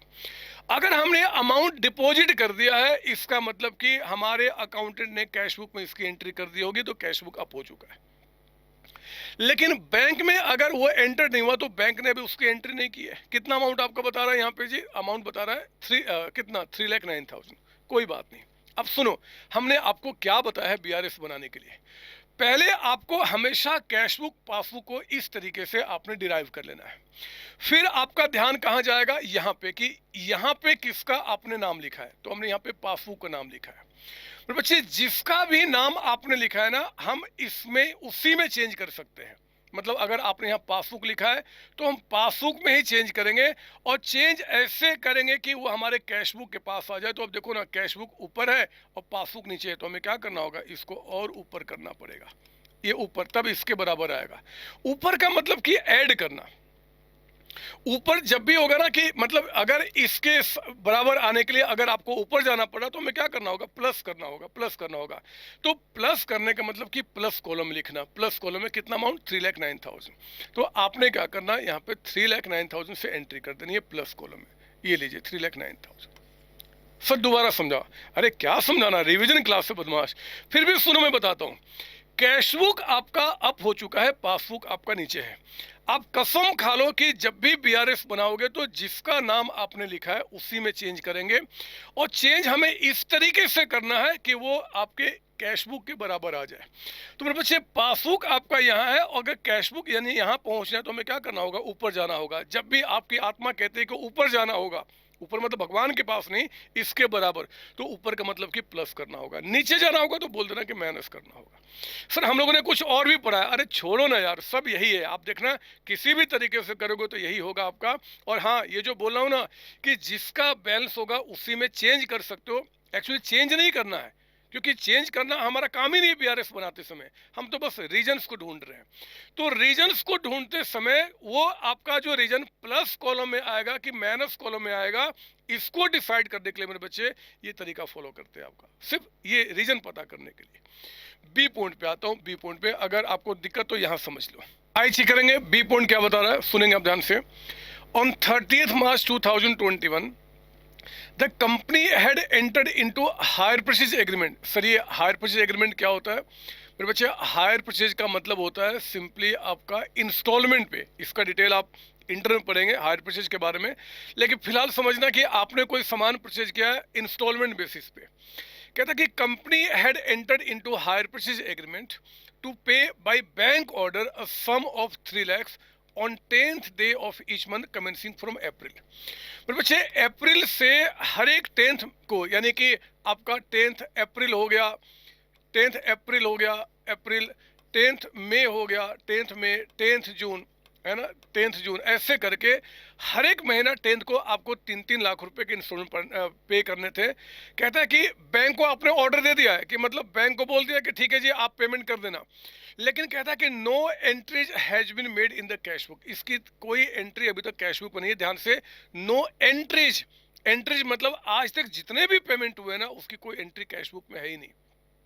तो मेरे बच्चे इसका मतलब है कि जरा बताओ कि 10th अप्रैल से लेकर अभी तक 30 जून को हम लोग बना रहे हैं, तो अप्रैल में जून यानी कि 3 लाख रुपीज, 3 लाख और 3 लाख, 9 लाख रुपीज का पेमेंट आपके बैंक से निकल चुका है, लेकिन अभी तक आपने इसका कोई एंट्री नहीं किया कैशबुक में। तो मेरे बच्चे यहाँ पे बैंक को जो ऑर्डर दिया ना, this is standing instruction actually. तो हम लोग क्या बोलेंगे कि 9 लाख रुपीज, 9 लाख आपका पेड बाय बैंक। यहाँ पे ये जो नरेशन है कुछ भी लिख सकते हो आप, किसी भी, बस गाली मत लिखना। तो आप अपने लैंग्वेज में कुछ भी लिख सकते हो, paid by bank, paid by bank है ना, आप बस गाली मत लिखना। But not entered, but not entered, इसकी एंट्री नहीं है इन कैशबुक। अभी तक हम लोगों ने क्या किया, इसकी कैशबुक में एंट्री नहीं किया है ना। तो हम क्या करेंगे, बस यहाँ पे कैशबुक, ये पासबुक है ना। आप जरा बताओ कि बैंक ने अगर पेमेंट कर दिया है तो बैंक ने पासबुक में, यानी कि आपका रिकॉर्ड जो वो अपने पास रख रहा है, उसको आज तक वो 9 लाख से कम कर चुका है, बट उसकी एंट्री आपके पास है ही नहीं। मेरे बच्चे हम बीआरएस बना रहे हैं, हम कोई रेक्टिफिकेशन नहीं कर रहे हैं। और बीआरएस कैसे बनाते हैं, हमने कहा कि आप चेक करो यहाँ किसका नाम लिखा है, पासबुक का। तो आपको जो चेंज करना है पासबुक में ही करना, आप इसका कसम खा लो। और चेंज इस तरीके से करना है कि आपको कैशबुक के पास पहुंच जाना है। तो मुझे बताओ कि मैं इस 9 लाख जो यहाँ दिख रहा है, यहाँ पे आने के लिए क्या करना पड़ेगा, इसको ऊपर लाना पड़ेगा। ऊपर मतलब अप, ऊपर मतलब हमेशा प्लस होगा। जब भी आपकी आत्मा कहती है ऊपर यानी कि प्लस कॉलम, जब भी आत्मा कहती है नीचे तो आपका माइनस कॉलम। तो मेरे बच्चे 9 लाख को मैं क्या करना होगा जी, प्लस कॉलम में यहाँ पे रिकॉर्ड करना होगा, प्लस कॉलम में। बात समझिए, अगर पासबुक का बैलेंस है तो पासबुक आपका डाउन है ना यहाँ पे, तो पासबुक को हमें अप करना होगा यहाँ पे आने के लिए। पहले हमेशा क्या करो, इसको पढ़ के आप इसको ड्रॉ कर लो, और चेक करो कैश बुक और पासबुक का सिचुएशन क्या है। पासबुक अगर नीचे दिख रहा है, यहाँ पे आना है तो अप करना पड़ेगा, यानी कि प्लस कॉलम में लिखना पड़ेगा। और ध्यान रखना, दिस इज नॉट रेक्टिफिकेशन, ये बस रिकॉन्साइल कर रहे हैं कि जो पासबुक का और कैश बुक का जो बैलेंस आएगा उसके पीछे क्या रीजंस है, उन रीजंस को पता करने का ही तरीका होता है मेरे बच्चे, और कुछ भी नहीं। सी पॉइंट पे आते हैं। सी पॉइंट जरा देखें। सर एग्जाम में क्या हम इसको यहाँ दिखाएंगे? आप दिखा दीजिए, बहुत अच्छी बात है। इसको रफ में दिखाओ तब भी कोई दिक्कत नहीं है, बट आपको यही तरीका फॉलो करना है। सी में आइए। A customer of the firm who received cash discount of 4% on his account of 4 lakhs paid the firm a check on 12th June. 12th जून को उसने चेक के थ्रू आपको पेमेंट किया है मेरे बच्चे। 4 lakhs का उसने आपको पेमेंट करना था, आपने 4% का डिस्काउंट दे दिया, यानी कि 16,000 का डिस्काउंट हो गया। तो उसने आपको चेक कितने का दिया होगा? 4 lakhs माइनस 16,000, यानी कि उसने 3,84,000 का आपको चेक दिया था। लेकिन जो कैशियर आपका है, कैशियर इरोनियसली गलती से enter the gross amount in the bank column, इसको हम बैंक कॉलम कर देंगे। यहाँ क्वेश्चन में मैंने थोड़ा चेंज किया है, बैंक कॉलम उसको भी समझाऊंगा, पहले यहाँ समझेंगे कि कैशियर ने गलती से क्या किया, ग्रॉस पूरे 4 लाख रुपए उसने बैंक कॉलम मतलब कैश बुक में एंट्री कर दिया। मेरे बच्चे यहाँ पे कहता है कि ये देखिए आप ना ये पूरे लिख लेना लाइन को, मैं लाइन पे नहीं जा रहा, मैं आपको यहाँ पे ना फटाफट क्या कर रहा हूँ कि कैश बुक और पासबुक को समझा रहा हूँ। क्या हुआ मुझे बताओ कि चेक कितने का मिला था? 3,84,000 का। तो आपने उस कस्टमर से चेक को रिसीव करके अगर 384 का चेक बैंक में जमा किया तो कोई डाउट नहीं है कि पासबुक में मेरे बच्चे अगर एंट्री हुआ है तो 3,84,000 से हुआ है, 384 से। सर ये कहाँ लिखा है कि पासबुक में एंट्री हो चुका है? मेरे बच्चे आपको ये दिमाग को थोड़ा शांत करना होगा, और आपको क्वेश्चन में पूरा कहानी थोड़े लिखेगा, आपको ये समझना होगा कि कहाँ गलती कहाँ सही, किस चीज़ के बारे में बात कर रहा है। वो सिर्फ ये बात कर रहा है कि भैया 4 lakhs का जो चेक आया था आपने कैश बुक के बैंक कॉलम में आपने गलती से पूरे ग्रॉस अमाउंट, यानी कि कैश बुक जो है ना उसको हमारे अकाउंटेंट ने क्या किया, पूरे 4 लाख से बढ़ा दिया है, पूरे 4 लाख से। तो कैश बुक में एंट्री आपका 4 लाख से हो चुका है और पासबुक में एंट्री आपका 384 से हुआ है। मेरे बच्चे ये देखो आपका यहाँ पे ये डिफरेंसेस दिख रहा है दोनों में आपका। आप मुझे बताओ किससे बढ़ रहे हैं? पासबुक से। तो पासबुक में आपको चेंज करना और ऐसे चेंज करना कि कैश बुक के पास आ जाए। तो मेरे बच्चे मुझे इसको और ऊपर लेके आना पड़ेगा, और यहाँ पे कितने से? आपका 16,000 से। तो ऊपर का मतलब क्या? प्लस, यानी कि प्लस कॉलम में इसको आपको रिकॉर्ड करना होगा 16,000। सर नरेशन क्या लिखे जाएगा? आप इसी को पूरा लिख दो ना, क्या जाता है उसके अंदर में, आप कैसे भी लिखो, बट 16,000 से आपको एंट्री करना पड़ेगा। आप सुनना मेरी बात ना, यहाँ पे हमेशा ध्यान रखना है कि आपका कैश बुक में क्या हुआ, पासबुक में क्या हुआ, और क्वेश्चन कहाँ गलती बता रहा है। वो कह रहा है कि भैया चेक हमने 384 का रिसीव किया था, 12 तारीख को, 12 जून को हमने चेक जमा किया। तो ऑब्वियसली जब 12 तारीख को चेक जमा किया, 30 जून तक की बात हो रही है, तो कंफर्म्ड है कि पैसा हमारे अकाउंट में आ चुका होगा। तो पासबुक में 384 से बैंक ने एंट्री किया होगा, हमारे अकाउंटेंट ने गलती से क्या किया, 4 लाख से एंट्री कर दिया, डिफरेंस से 16,000 का आ गया। कैश बुक डाउन है, पासबुक अप है, कैश बुक से पासबुक से बढ़ना है तो ऊपर इसके इक्वल करने के लिए तो वो आपका प्लस कॉलम में चला गया। जब भी ऊपर यानी कि प्लस, नीचे तो माइनस आपका। डी पॉइंट पे आप आइए। डी पॉइंट पे सर अगर यहाँ पे कैश कॉलम ही होता फिर क्या करते? आपने तो बैंक कॉलम कर दिया, लेकिन सर अगर यहाँ पे कैश कॉलम और कैश बुक होता फिर क्या करते? फिर मेरे बच्चे यानी कि कैश बुक के बैंक कॉलम में एंट्री नहीं हुआ। अगर वो कहता कि कैश बुक के कैश कॉलम में आपने एंट्री कर दिया, इसका मतलब क्या? कैश बुक में एंट्री नहीं हुआ। तो इसका मतलब कि पासबुक इतने से और कैश बुक में एंट्री, क्योंकि कैश बुक के हम सिर्फ बैंक कॉलम की बात कर रहे हैं, उसने कैश कॉलम में बदमाश ने एंट्री कर दिया। तो आप बैंक कॉलम के बारे में सोचो, बैंक कॉलम में कोई एंट्री नहीं है, कैश पासबुक अप है, कैश बुक यहाँ पे, तो हमें क्या करना होगा? डाउन करना होगा। डाउन का मतलब कि माइनस कॉलम में लिखना पड़ता। समझे मेरी बात ना? फटाफट रिवीजन कर रहे हैं हम लोग, यहाँ पे रिवीजन कर रहे हैं और फटाफट रिवीजन कर रहे हैं। डी पॉइंट पे आइए। बैंक चार्जेज आपका 3,000 had not been entered in the cash book. तो मैं नहीं लिखूंगा, आप नरेशन लिख लेना। मैं ये रिवीजन क्लास है, कैश बुक पासबुक आपका कहता है कि bank charges 3,000 not entered in the cash book. तो मेरे बच्चे बैंक ने 3,000 आपके अकाउंट से माइनस किए होंगे, यानी कि 3,000 से कैश बुक पासबुक आपका डाउन हो चुका है। कहता है कैश बुक में एंट्री नहीं है। हम किससे बढ़ रहे हैं? पासबुक से। तो पासबुक को क्या करेंगे कि कैश बुक के पास आ जाए? इसको अप करना होगा। अप का मतलब कि प्लस करना होगा, यानी कि प्लस कॉलम में लिखना होगा। सर सारी एंट्री प्लस कॉलम में क्यों आ रही है? कोइंसिडेंस है, बदमाश कहीं भी आ सकते हैं, क्या फर्क पड़ता है? अब आगे बढ़ो ना, पॉइंट नंबर ई के पास। कहता है कि 28 जून को a customer of the company directly deposited the amount of 4 lakhs। एक कस्टमर है जिसने हमारा हमारा कस्टमर था, उसने डायरेक्टली पैसा हमारे बैंक में जमा कर लिया 4 लाख रुपीज। तो मेरे बच्चे बैंक ने 4 लाख से हमारे अकाउंट को बढ़ा दिया होगा, but no entry made in the cash book. Cash book में कोई एंट्री नहीं है। लो, पासबुक से बढ़ रहे हो ना? ये सर पासबुक यहाँ पे, जरा बताओ यहाँ पे आने के लिए क्या करना होगा, ऊपर या नीचे? नीचे। नीचे का मतलब कि माइनस। तो ये 4 lakhs को आपको माइनस कॉलम में लिखना होगा बच्चे, माइनस कॉलम में आपका, ठीक है ना? तो ये सिंपल तरीका होता है आपको बीआरएस बनाने का। एफ पॉइंट पे आप आइए। एफ पॉइंट में कहता है कि 11,200 पेड इनटू द बैंक। ध्यान देना, 11,200 हमने बैंक में जमा किया था, enter twice in the cash book. तो समझो ना कि अगर ये कैश बुक है और ये पासबुक है, कहता है कि 11,2 बैंक में आपने पे किया था, मतलब बैंक में जमा किया था, तो एक 11,2 और फिर एक 11,2 और, यानी कि टोटल आपका एंट्री हो गया 22,400 से। 2 बार एंट्री हो गया। पासबुक में आपको नहीं बता रहा, तो पासबुक में एक ही बार एंट्री हुआ होगा, वहां थोड़े कोई गलती है जी, वहां सब कुछ ठीक हुआ होगा, यानी कि 11,200 से। मुझे बताओ यहाँ पे जो डिफरेंसेज है वो आपका कितने से निकल के आ गया? 11,200, क्योंकि यहाँ पे 2 बार एंट्री, वहां पे एक ही बार एंट्री हुआ होगा। तो मेरे बच्चे, आप पासबुक से पढ़ रहे हो, आप यहाँ पे हो, यहाँ पे आने के लिए क्या करना होगा? ऊपर जाना होगा। ऊपर की मतलब प्लस, प्लस यानी कि प्लस कॉलम में लिखो मेरे साथ यहाँ पे 11,200 रुपीज का अमाउंट आपका, 11,200 रुपये। ये एफ पॉइंट आपका हो गया। इसके बाद आइए जरा यहाँ पे जी पॉइंट में आते हैं और देखते हैं कि जी पॉइंट हमें क्या बताता है। सुनेंगे मेरी बात यहाँ पे, एफ के बाद जी पॉइंट आपका कहता है कि वन आउटगोइंग चेक 40,000 का। आउटगोइंग चेक का मतलब क्या होता है जी? कि कोई चेक हमने किसी को दिया कि जाओ जी मेरे अकाउंट से पैसा निकाल लेना, चेक दिया मेरे बच्चे, was recorded twice in the debit of cash book. ओहो, एक मिनट, मुझे जी पॉइंट को बहुत ध्यान से यहाँ पे समझना होगा एग्जाम में, और उसके बाद मैं इन पॉइंट्स को इंटरप्रेट करूंगा।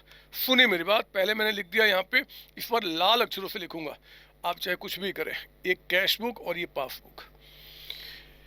कहता कि एक आउटगोइंग चेक था मेरे बच्चे। चेक जब आउटगोइंग होता है, मतलब चेक अगर हम किसी को देते हैं, तो जरा बताओ कि कैश बुक में, ये हमारा अगर कैश बुक है, तो कैश बुक में किस साइड एंट्री होता है जी? रिसिट साइड की payment side? Sir payment side, मतलब क्रेडिट साइड एंट्री होता है।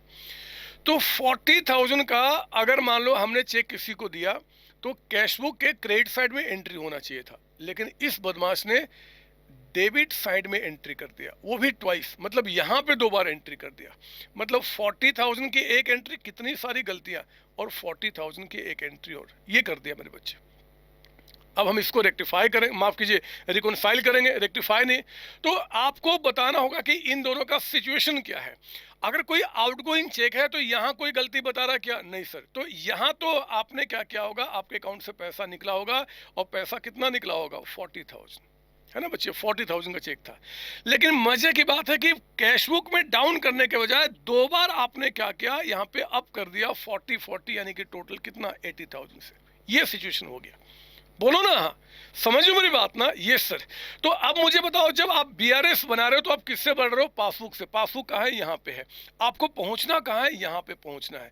तो मुझे बताओ, नीचे या ऊपर? सर अप जाना पड़ेगा। कोई बताएगा अप कितने से जाना होगा? कोई बताएगा अप कितने से जाना होगा? 40 यहां तक आने के लिए प्लस 80 ऊपर, 120 से ऊपर जाना होगा मेरे बच्चे। ऊपर जाने का मतलब कि आपको प्लस करना होगा, और प्लस का मतलब कि प्लस कॉलम में लिखना होगा। अमाउंट कितना आपका? 1,20,000 आपका। तो 1,20,000 यानी कि 1,20,000 रुपए से आपको यहाँ पे चीजें लानी पड़ेंगी। मैंने जितने भी ट्रिकी पॉइंट्स बन सकते हैं उन सारे पॉइंट्स को यहाँ पे कवर किया है, ताकि एग्जाम में बिल्कुल सावधानी से आपको पहले क्वेश्चंस को पढ़ना है, उसके बाद इनके आंसर को देना है मेरे बच्चे। GHI पॉइंट पे आप आइए। आई पॉइंट पे अगला पॉइंट क्या बताता है वो जरा देखते हैं हम लोग। आई पॉइंट कहता है कि payment side of the cash book was overcast. इसमें भी कई सारे बच्चे परेशान होते हैं, आपके जैसे प्यारे प्यारे। तो उस परेशानी को मैं यहाँ पे खत्म करूंगा। पहले तो मैंने क्या किया जी, कैश बुक और पासबुक यहाँ पे लिख दिया। कहता है कि आपका कैश बुक का पेमेंट का साइड ओवरकास्ट है। कैश बुक का पेमेंट साइड मतलब आपने कैश बुक में पेमेंट ज्यादा दिखाया है मेरे बच्चे, जितना पेमेंट होना चाहिए तो उससे ज़्यादा दिखाया है। कितना ज़्यादा पेमेंट, मतलब कि बैलेंस कम किया, कितने ज़्यादा से? 20,000 से। क्या ऐसा कुछ यहाँ भी बता रहा? नहीं, मतलब यहाँ पे नॉर्मल एंट्री है, सब कुछ ठीक है। यहाँ पे आपने पेमेंट साइड ज़्यादा दिखा दिया, कुछ भी रीजन हो सकता है, हमें क्या फ़र्क पड़ता है। कैश बुक आपका यहाँ पे डाउन है, पासबुक यहाँ पे है। हम किससे बढ़ रहे हैं? पासबुक से। पासबुक मेरे बच्चे जरा बताओ, यहाँ से यहाँ पे आने के लिए, नीचे आने के लिए ऊपर जाना होगा कि नीचे आना होगा? सर नीचे आना होगा। कितने से नीचे आना होगा? 20,000 से। तो नीचे आने का मतलब कि माइनस कॉलम में रिकॉर्ड करना। आप कसम खा लो, जब भी आपका आत्मा बोलता है कि ऊपर में जाना है तो इसका मतलब कि हमें प्लस कॉलम में लिखना है। कॉलम है बच्चे, प्लस नहीं कर रहा, प्लस कॉलम है एक्चुअली। और जब आपका नीचे आने की बात करें तो माइनस कॉलम। सर एक सवाल दिमाग में है, अभी नहीं, मुझे अभी ये लेक्चर खत्म करने दो ना, सारे सवाल आपके खत्म हो जाएंगे अगर आप पहली बार इस चैप्टर को पढ़ रहे हैं। फिर भी सुनिए मेरी बात, आई के बाद जे आपका पॉइंट पे आप आएंगे। जे पॉइंट पे cash book and passbook. J में कहता है one deposit of 150 was recorded in the cash book as if there is no bank column there in. ये क्या? आप जानते हैं मेरे बच्चे कि कैश बुक के अंदर में 3 कॉलम होता है, कैश, बैंक एंड डिस्काउंट। कहता है कि एक आपका डिपॉजिट हुआ था 1.5 लाख रुपए का, बैंक में जमा हुआ था मेरे बच्चे, बैंक में 1.5 लाख रुपए जमा हुआ था। तो बैंक में तो कहीं कुछ नहीं बता रहा, यानी कि 150 यहाँ पे जमा की एंट्री हमने की थी डिपॉजिट करने की। ये कैश बुक में रिकॉर्ड हुआ, हमने रिकॉर्ड किया, लेकिन ऐसे रिकॉर्ड कर दिया कोई बैंक कॉलम है ही नहीं। बैंक कॉलम नहीं मतलब कि बिना हमने इसको बैंक कॉलम में एंट्री नहीं किया। अरे हमने, मतलब ये लैंग्वेज कहना चाहता है कि बैंक कॉलम नहीं है ऐसा मानते हुए आपने रिकॉर्ड कर लिया, मतलब कंफर्म्ड है ये डिपॉजिट वाली एंट्री कैश बुक में चला गया होगा, यहाँ पे कैश अकाउंट, कैश कॉलम में। तो हम तो बीआरएस बैंक का बना रहे हैं ना, हम कैश का थोड़े बना रहे हैं। हमें चेक करना होगा इसके साथ आपका कि इसमें क्या हुआ। तो हमें क्या दिख रहा है जी, कैश बुक अप हो चुका है, लेकिन पासबुक में मैंने कि बैंक कॉलम में कोई एंट्री नहीं है। आप यहाँ पे हो मेरे बच्चे, पासबुक से बढ़ रहे हो, यहाँ पे आपको आना है, तो हमें क्या करना होगा? डाउन करना होगा, यानी कि माइनस करना होगा, यानी कि माइनस कॉलम में लिखना होगा। और माइनस कॉलम में आपको 1,50,000 से इस एंट्री को लाना होगा। कोई डाउट इसके अंदर में? नहीं सर। GHIJ और फिर लास्ट आपका यहाँ पे के पॉइंट। ऐसे हम लोगों ने क्लास में बहुत सारे पॉइंट्स किए हैं, मतलब हमने कम से कम 4-5 क्लासेज आपके साथ गुजारी, आपको इस बात को पता है। तो हम यहाँ पे क्या करते हैं, उन्हीं का शॉर्ट रिविजन। के में C और P आपका कैश बुक, पासबुक। सुनो ना, out of total cheque amounting to 11,500 drawn in the last week of June. हमने चेक इतना ड्रॉ किया, मतलब हमने किसी को दिया है कि जाओ जी मेरे अकाउंट से पैसा निकाल लेना। चेक्स कहता है कि 8,000 का वेर इन कैश इन जून। मेरे बच्चे 11,500 का हमने चेक दिया, तो कैश बुक में एंट्री आपका डाउन कर दिया गया होगा कैश बुक को 11,500 से। लेकिन कहता है कि जिस दिन हम बीआरएस बना रहे हैं उस दिन तक मेरे बच्चे आप देखो सिर्फ 8,000 ही हमारे बैंक से पैसा निकला है। तो 8,000 से ये आपका डाउन है, बाकी की अभी एंट्री हुई नहीं होगी। तो अब हम लोग क्या करेंगे जी, बस आप देखो पासबुक यहाँ पे, कैश बुक यहाँ पे, हमें डिफरेंसेज यहाँ दिख रहा है। आपको इससे बढ़ना है, यानी कि यहाँ से यहाँ पे आने के लिए तो हमें क्या करना होगा? डाउन करना होगा। कितने से करना होगा? 3,500। तो 3,500 क्या कीजिए, आप इसको रिकॉर्ड कीजिए माइनस कॉलम में, माइनस करना होगा ना। तो 3,500 का अमाउंट आपका यहाँ पे। कोई डाउट इसके अंदर में? नहीं सर। बोलता बनाओ बीआरएस। तो अब हम यहाँ पे बीआरएस बना चुके हैं। अब फटाफट सबसे इंपॉर्टेंट बात यहाँ पे आप समझेंगे, जो अगला आपको दिमाग में रखना है एग्जाम में जाने से पहले। मेरे प्यारे बच्चों, ये हमने यहाँ पे क्या किया जी, ऐसे खत्म किया। अब देखो हमारा अगला काम क्या होता है कि अब इन दोनों में से जो बड़ा कॉलम है ना उसका अमाउंट लिखिए। ये हमें बड़ा दिख रहा है, तो कितना आ रहा है ये? 10,39,000 प्लस आपका 3,09,000 प्लस आपका 9 लाख रुपीज़ का अमाउंट प्लस आपका 16,000 का अमाउंट प्लस आपका 3,000 का अमाउंट 11,200 का अमाउंट प्लस 1,20,000 का अमाउंट। ये साइड मेरे बच्चे आ गया 23,98,200 का अमाउंट, है ना। 23,98,200 कुछ कैलकुलेशन होगा तो आप देख लेना, बट यही निकल के आ रहा है। तो अब यहाँ पे 23,98,200 का अमाउंट हमने यहाँ पे रिकॉर्ड कर दिया। इसमें से मेरे बच्चे इनको माइनस कीजिए, तो एक हो गया माइनस 4 लाख, एक माइनस हो गया 20,000, एक माइनस हो गया 150 और एक माइनस हो गया 3,500। तो ये आ गया यहाँ पे आपका 18,24,700 रुपीज़ का अमाउंट आपका 18,24,700। अब ध्यान देना, अगली बात मैं आपको समझा दूँ। चलो बताओ, यहाँ पे बैलेंस आपने किस कॉलम में लिखा था? सर हमने यहाँ पे लिखा था प्लस कॉलम में।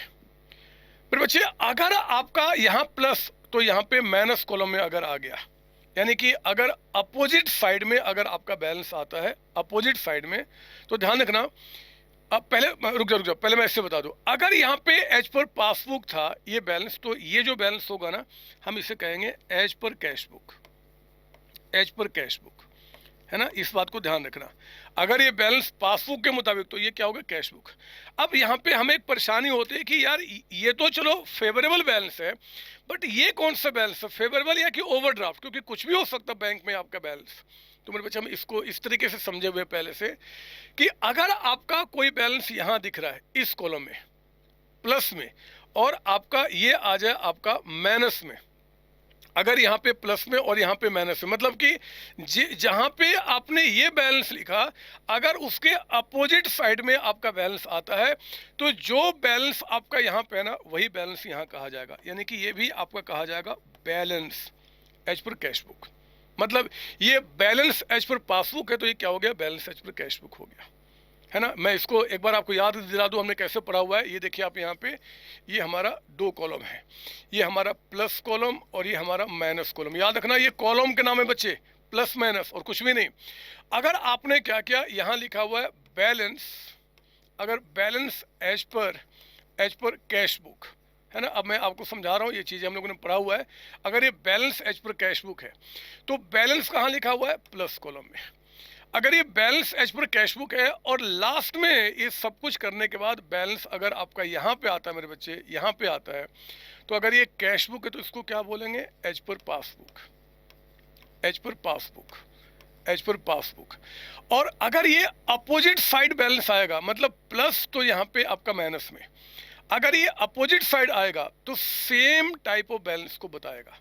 यानी कि अगर ये बैलेंस है तो ये भी क्या होगा? आपका बैलेंस ही होगा। हमने लिखाया है क्लास में आपको कि अगर ये अपोजिट साइड, अगर यहाँ पे अपोजिट साइड बैलेंस आएगा, अपोजिट साइड, तो इसका मतलब क्या? Same type of balance, same type of balance. Same type of balance का मतलब हो गया कि अगर ये बैलेंस तो यहाँ पे बैलेंस, ओवरड्राफ्ट तो ओवरड्राफ्ट। एक और केस याद कीजिए, हमने क्या सीखा हुआ है कि अगर मान लो यहाँ पे लिखा हुआ है ओवरड्राफ्ट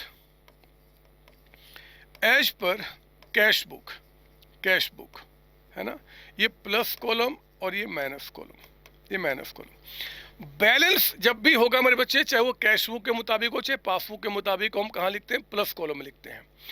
ओवरड्राफ्ट जब भी होगा, चाहे वो कैश बुक के मुताबिक हो चाहे पासबुक के मुताबिक हो, हमेशा क्या लिखेंगे हम? यहाँ पे माइनस कॉलम में, यहाँ पे लिखेंगे, ठीक है ना।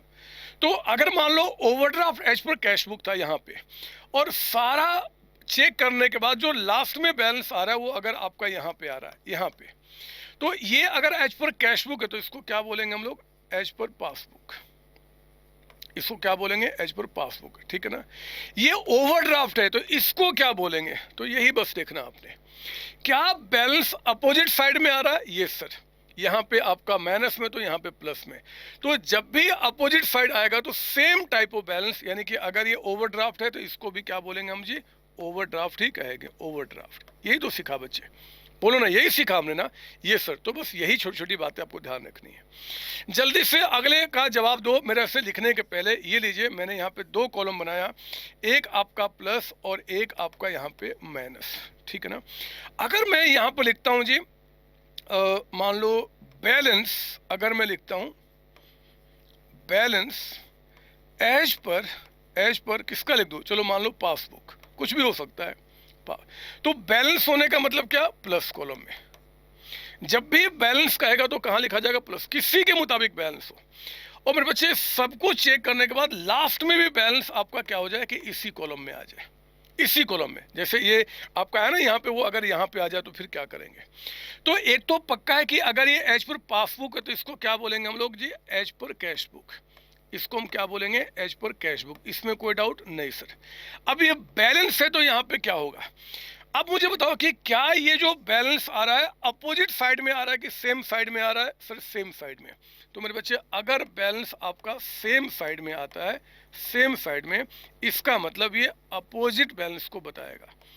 अपोजिट बैलेंस को। अपोजिट बैलेंस का मतलब हो गया कि अगर ये बैलेंस है तो इसको हम क्या बोलेंगे, ओवरड्राफ्ट कहेंगे, ओवरड्राफ्ट कहेंगे। यही तो बातें हमने सीखी हुई है ना। सेम साइड में आ गया तो आपका अपोजिट बैलेंस, अगर अपोजिट साइड में आ गया तो सेम बैलेंस को बताया जाएगा। कोई डाउट इसके अंदर में? नहीं सर। आप प्लीज कॉपी कर लो इसको, आप ये सब लिख लेना, क्योंकि एग्जाम में रिवीजन के टाइम पे आपको हेल्प करेगा। और मेरे बच्चे, मैं यहाँ पे एक चीज़ और आपसे एक पूछ लेता हूँ, जरा मुझे बताना कि आप देखते हैं सही या गलत। ये हमने यहाँ पर रखा, ये हमारा प्लस कॉलम है, प्लस कॉलम, ये हमारा माइनस कॉलम है, माइनस कॉलम। कहता है कि मान लो यहाँ पर लिखा है जी ओवरड्राफ्ट, यहाँ लिखा है overdraft as per cash book, as per cash book. तो मुझे बताइए overdraft as per cash book कहाँ लिखा जाएगा? सर ओवरड्राफ्ट है ना, माइनस करो। कसम खा लो, किसी के भी मुताबिक अगर ओवरड्राफ्ट बैलेंस है तो माइनस में, अगर बैलेंस है तो प्लस में आपका, ठीक है ना। और नीचे में भी बैलेंस आपका यहीं पे आ जाए तो अब हम क्या करेंगे? Again as per cash book है, इसको बोलेंगे एज पर पासबुक। ये आपका हो गया एज पर पासबुक, ठीक है ना। ये ओवरड्राफ्ट है, तो फिर ये क्या है? क्या बैलेंस आपका सेम साइड आ रहा है या अपोजिट साइड आ रहा है? सर सेम साइड आ रहा है, तो अपोजिट बैलेंस, यानी कि ओवरड्राफ्ट, तो इसको हम क्या बोल देंगे? बैलेंस कह देंगे। इतनी सी तो बात है। और मेरे बच्चे, ये आपको मैं यहाँ जो आपको बीआरएस में बता रहा हूँ कि कल को जब किसी कंपनी में आप जाएंगे और अगर बीआरएस बनाना हुआ तो देखो आप कैसे इंटरप्रेट करना अपने आप को, कि जिस दिन आप बीआरएस बना रहे हो ना, उस दिन आपके पासबुक में इतना बैलेंस दिख रहा होगा, पासबुक में, और आपके कैश बुक में इतना बैलेंस दिख रहा होगा। और इन दोनों के बीच में जो रीजन्स ऑफ डिफरेंसेज है ना, डिफरेंस जो आपके है उसका जो रीजन है, वो रीजन्स आपके 1 2 3 4 5 6 7 8 9, ये सब रीजन से। इतनी तो बातें हैं, ये इसका रीजन बताते हैं आपका। तो बीआरएस बनाने का मोटिव बस रीजन को बताना कि आखिर क्या डिफरेंस है जाने के रीजन से, और कुछ भी नहीं आपका, वो हमने यहाँ पे खत्म किया। आप जल्दी से कॉपी करो, क्योंकि अभी मुझे कुछ और भी बातें आपको बतानी है, लेकिन उसके पहले मुझे कुछ आपसे एमसीक्यू की भी प्रैक्टिस करनी है। आप जल्दी से कॉपी कर लीजिए इसको, आप इसको कॉपी कर लीजिए, क्योंकि मैं मिटाऊंगा और यहीं पर मैं आगे की बातें बताऊंगा। सर हो गया, तो ठीक है, मैं ना पहले इसको मिटाता हूँ, इसको मिटाता हूँ बच्चे, पहले मैं इसको मिटाता हूँ। ये लीजिए, मैं अभी इसको नहीं मिटाऊंगा, क्योंकि मुझे अभी आपको वो जो एडजस्टेड कैश बुक है वो भी कॉन्सेप्ट सिखाना मुझे अभी बाकी है। तो मैं तो आपको मास्टर बना देना चाहता हूँ कि रिवीजन क्लास के बाद आप बिल्कुल मास्टर हो जाएं, और कुछ भी नहीं। ये लीजिए, ठीक है। अब मेरी बात सुनेंगे आप ध्यान से, मैं क्या बता रहा हूँ, मेरी बात ध्यान से सुनेंगे बच्चे। मैंने कुछ आपसे एमसीक्यू तैयार किया हुआ है, मुझे इस एमसीक्यू का आपसे पहले आंसर चाहिए, उसके बाद कुछ और बातें आपसे करेंगे। ये लीजिए, पहला क्वेश्चन चेक करेंगे आप मेरे साथ। पहला क्वेश्चन कहता है, पहले क्वेश्चन में, when preparing a bank reconciliation statement, जब बीआरएस बनाते हो, if you start with debit balance as per cash book, ध्यान से, कैश बुक में कौन सा बैलेंस है? डेबिट, मतलब पॉजिटिव बैलेंस। तो cheque sent to bank but not collected should be, क्या करेंगे हम यहाँ पे? तो मेरे बच्चे, एग्जाम में अगर क्वेश्चन आ जाए तो पता हम क्या करेंगे? फटाफट में थोड़ा छोटा ही कर लेता हूँ यहाँ पे। ये लीजिए, एग्जाम में क्या करना, फटाफट आप रफ में ऐसे बनाना, ये रहा आपका रफ, और रफ में क्या करना, आप कहना क्या है जी, starting with debit balance, debit का मतलब क्या? बैलेंस, बैलेंस एज पर क्या लिखा हुआ है? वो कैश बुक, कैश बुक के बैलेंस। ये हमारा प्लस कॉलम है मेरे बच्चे, और ये माइनस कॉलम है, याद रखना, ये कॉलम के नाम है और कुछ भी नहीं। तो अगर मान लो कहता है कि if we start with debit balance as per cash book, तो कैश बुक का डेबिट मतलब कि आप यहाँ पे हैं, ठीक है ना। Cheque send to bank but not collected, अगर हमने बैंक को चेक सेंड किया है बट बैंक ने कलेक्ट नहीं किया, तो चेक सेंड किया बैंक को, इसका मतलब क्या होगा जी? अगर हमने बैंक को सेंड किया मतलब कि आपका कैश बुक अप हो चुका है, हमने कैश बुक में एंट्री कर लिया होगा, पासबुक में इसकी एंट्री नहीं होगी। हम किससे बढ़ रहे हैं? कैश बुक से। मेरे बच्चे, कैश बुक में ऐसा चेंज करना कि पासबुक के पास आ जाए, हमें क्या करना पड़ेगा? नीचे आना पड़ेगा। नीचे का मतलब कि माइनस करना होगा, और माइनस मतलब कि हमें यहाँ पर लिखना होगा माइनस कॉलम में, माइनस कॉलम में। ध्यान रखना भैया मेरी बात। एक ये तो मेरे बच्चे प्लस कॉलम है, इसका नाम क्या है? प्लस कॉलम, और ये माइनस कॉलम आपका है, माइनस कॉलम है यहाँ पे आपका। एग्जाम में पूछ रहा है कि जरा बताओ कि अगर आप स्टार्ट कर रहे हो debit balance as per cash book, यानी कि इससे बढ़ रहे हो, तो आप इसका क्या करोगे? मुझे ये मत देखना, मुझे ये बताओ कि ये जो बैलेंस आपका दिया हुआ है, इसमें इसको प्लस कर रहे हो कि माइनस कर रहे हो? सर हमने माइनस कॉलम में लिखा है तो माइनस कर रहे हैं। मेरे बच्चे ना ना ना ना, ऐसे जवाब मत दो। आप बोलना कि सर अगर इसी जहां पे ये बैलेंस दिखेगा, अगर उसी कॉलम में कोई एंट्री दिखेगा उसी कॉलम में, तो इसमें हम उसको ऐड कर रहे हैं, और इसके अपोजिट दिखेगा तो हम इसमें इसको क्या कर रहे हैं? माइनस कर रहे हैं। सर ऐसा क्यों बता रहे हो? मैं अभी, आप सुनो तो मेरी बात पहले, मैंने क्या बोला कि अगर यहाँ पे है और इसी कॉलम में कुछ लिख रहे हो तो आप इसमें इसको ऐड कर रहे हो, अपोजिट साइड लिख रहे हो मेरे बच्चे, तो इसमें इसको क्या कर रहे हो? माइनस कर रहे हो। इसलिए आपका आंसर क्या होगा? माइनस, यानी कि डिडक्टेड आपका, क्योंकि यहाँ पे कॉलम नहीं पूछ रहा, बोल रहा है कि बताओ इसमें आप इसको क्या करोगे। तो इस साइड रहता तो मैं बोलता कि ऐड करूंगा, यहाँ पे तो माइनस करूंगा। अभी थोड़ी और क्लियरिटी आएगी, पहले 2 पे आ पाइए। क्वेश्चन नंबर 2 ये देखो, आप कहता है कि balance as per adjusted cash book. अभी बस इसको कैश बुक समझना। तो ये balance as per cash book है मेरे बच्चे, ये हमने यहाँ पे लिख दिया। ये हमारा प्लस कॉलम है और ये हमारा माइनस कॉलम है। ये बैलेंस आपको दिया हुआ है एज पर कैश बुक, ये कैश बुक के मुताबिक बैलेंस है। आपको पहले ये ध्यान देना है किसके मुताबिक दिया है जी, और आपका बैलेंस है कि ओवरड्राफ्ट। तो बैलेंस कह रहा है, यानी कि ये 274 हम फिर यहाँ लिखेंगे, ठीक है, 274। कहता है कि चेक नॉट येट प्रेजेंटेड, आपका 730। Cheque not yet presented, cheque not yet presented का मतलब क्या? हमने चेक किसी को दे दिया कि जाओ जी मेरे अकाउंट से पैसा निकाल लेना, मतलब कैश बुक को हम डाउन कर चुके हैं, लेकिन वो अभी तक बैंक से पैसा निकला नहीं है, मतलब पासबुक वहीं पे है। कितने का चेक है? 730। ये 730 से आप यहाँ पे नीचे में हो। मुझे बताओ आप किससे बढ़ रहे हो? कैश बुक से। तो कैश बुक यहाँ पे आने के लिए क्या करना होगा? ऊपर यानी कि प्लस कॉलम में लिखना होगा मेरे बच्चे 730 का अमाउंट। ये 730 का अमाउंट है ना। फिर कहता है आपका check deposited but not recorded by the bank. तो अगर हमने चेक बैंक में जमा किया है तो कैश बुक क्या हो गया है? अप हो गया है। कितने से? आपका 477। आपका ये 477 से 477 कहता है कि 477 से चेक हमने जमा किया है, लेकिन कहता है कहाँ गया? Not yet recorded by the bank. Bank ने रिकॉर्ड नहीं किया, मतलब पासबुक आपका वहीं पे है। हम किससे बढ़ रहे हैं? कैश बुक से। तो कैश बुक से यहाँ पे आने के लिए हमें क्या करना होगा? नीचे मतलब माइनस कॉलम में लिखना होगा अमाउंट कितना है जी? 477। ये हो गया आपका 477। जल्दी से बताओ आपका यहाँ पे क्या निकल के आ रहा है मेरे बच्चे? 274 में हमने 730 को ऐड किया और माइनस किया आपका 477, तो ये आ गया 527 का अमाउंट। अब देखो फटाफट, अभी उसको नहीं देखेंगे। ये एज पर कैश बुक है तो इसको क्या बोलेंगे? एज पर पासबुक, क्योंकि एग्जाम में कुछ भी पूछ सकता है ना, आपको तैयार रहना है। पासबुक। जरा बताओ सेम साइड में बैलेंस आ रहा है कि अपोजिट में? अपोजिट में। अगर अपोजिट साइड बैलेंस आएगा तो सेम टाइप ऑफ बैलेंस को बताएगा, यानी कि ये बैलेंस आपका हो गया balance as per passbook and 527। Balance as per passbook तो लिख दिया 527 में, यानी कि बी में हम टिक मार्क कर देंगे। आई बात समझ में? ये सर थर्ड को छोड़ दो, अभी पहले फोर्थ पे आप आइए। यहाँ पे अब आपको थोड़ी क्लियरिटी आएगी मैं क्या बोलना चाहता हूँ। ऐसे तो आपको रिवीजन क्लास से पहले सब जानते ही हो, बट फिर भी मेरे बच्चे, मैं तो आपको इसको मिटा दूं मैं। ये सर ये लीजिए, हो रिवीजन कराना इतने बड़े टॉपिक का इतने कम टाइम में, it's not very easy, but हम लोग उसको कर रहे हैं बहुत अच्छी तरीके से। आप भी सीख रहे हैं, मैं भी सिखा रहा हूँ। ये हमारा प्लस कॉलम, ये हमारा माइनस कॉलम, ठीक है ना। सुनिए मेरी बात। कहता है कि overdraft as per cash book दिया हुआ है, overdraft as per cash book.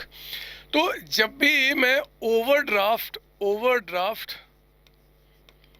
As per cash book record करूंगा, overdraft as per cash book, तो ये कहाँ जाएगा जी? Overdraft as per cash book मेरे बच्चे कहाँ चला गया? Overdraft as per cash book आपका कहता है, तो ओवरड्राफ्ट मतलब माइनस कॉलम में जितना भी बैलेंस होगा, ठीक है। कहता है कि चेक 500 का deposited into the bank, cash book passbook. हमने चेक बैंक में जमा किया, कहता है कि but not recorded in the cash book. ओहो, इन द कैश बुक, हमने कैश बुक में रिकॉर्ड करना भूल गए। तो मेरे बच्चे जब चेक हमने जमा किया तो यहाँ पे हमें बढ़ाना चाहिए था, हम भूल गए, कोई बात नहीं, यहाँ भूल गए, यहाँ तो गलती नहीं हुआ ना, यहाँ पे आपका बड़ा होगा 500 रुपीज का अमाउंट आपका, ठीक है ना, 500 रुपीज का अमाउंट। अब देखो हम किससे बढ़ रहे हैं, कैश बुक से। तो यहाँ से यहाँ आने के लिए क्या करना होगा, ऊपर जाना होगा। ऊपर मतलब क्या, आपका प्लस करना पड़ेगा, कितने से, 500 से, यानी कि प्लस कॉलम में लिखना होगा, प्लस कॉलम में।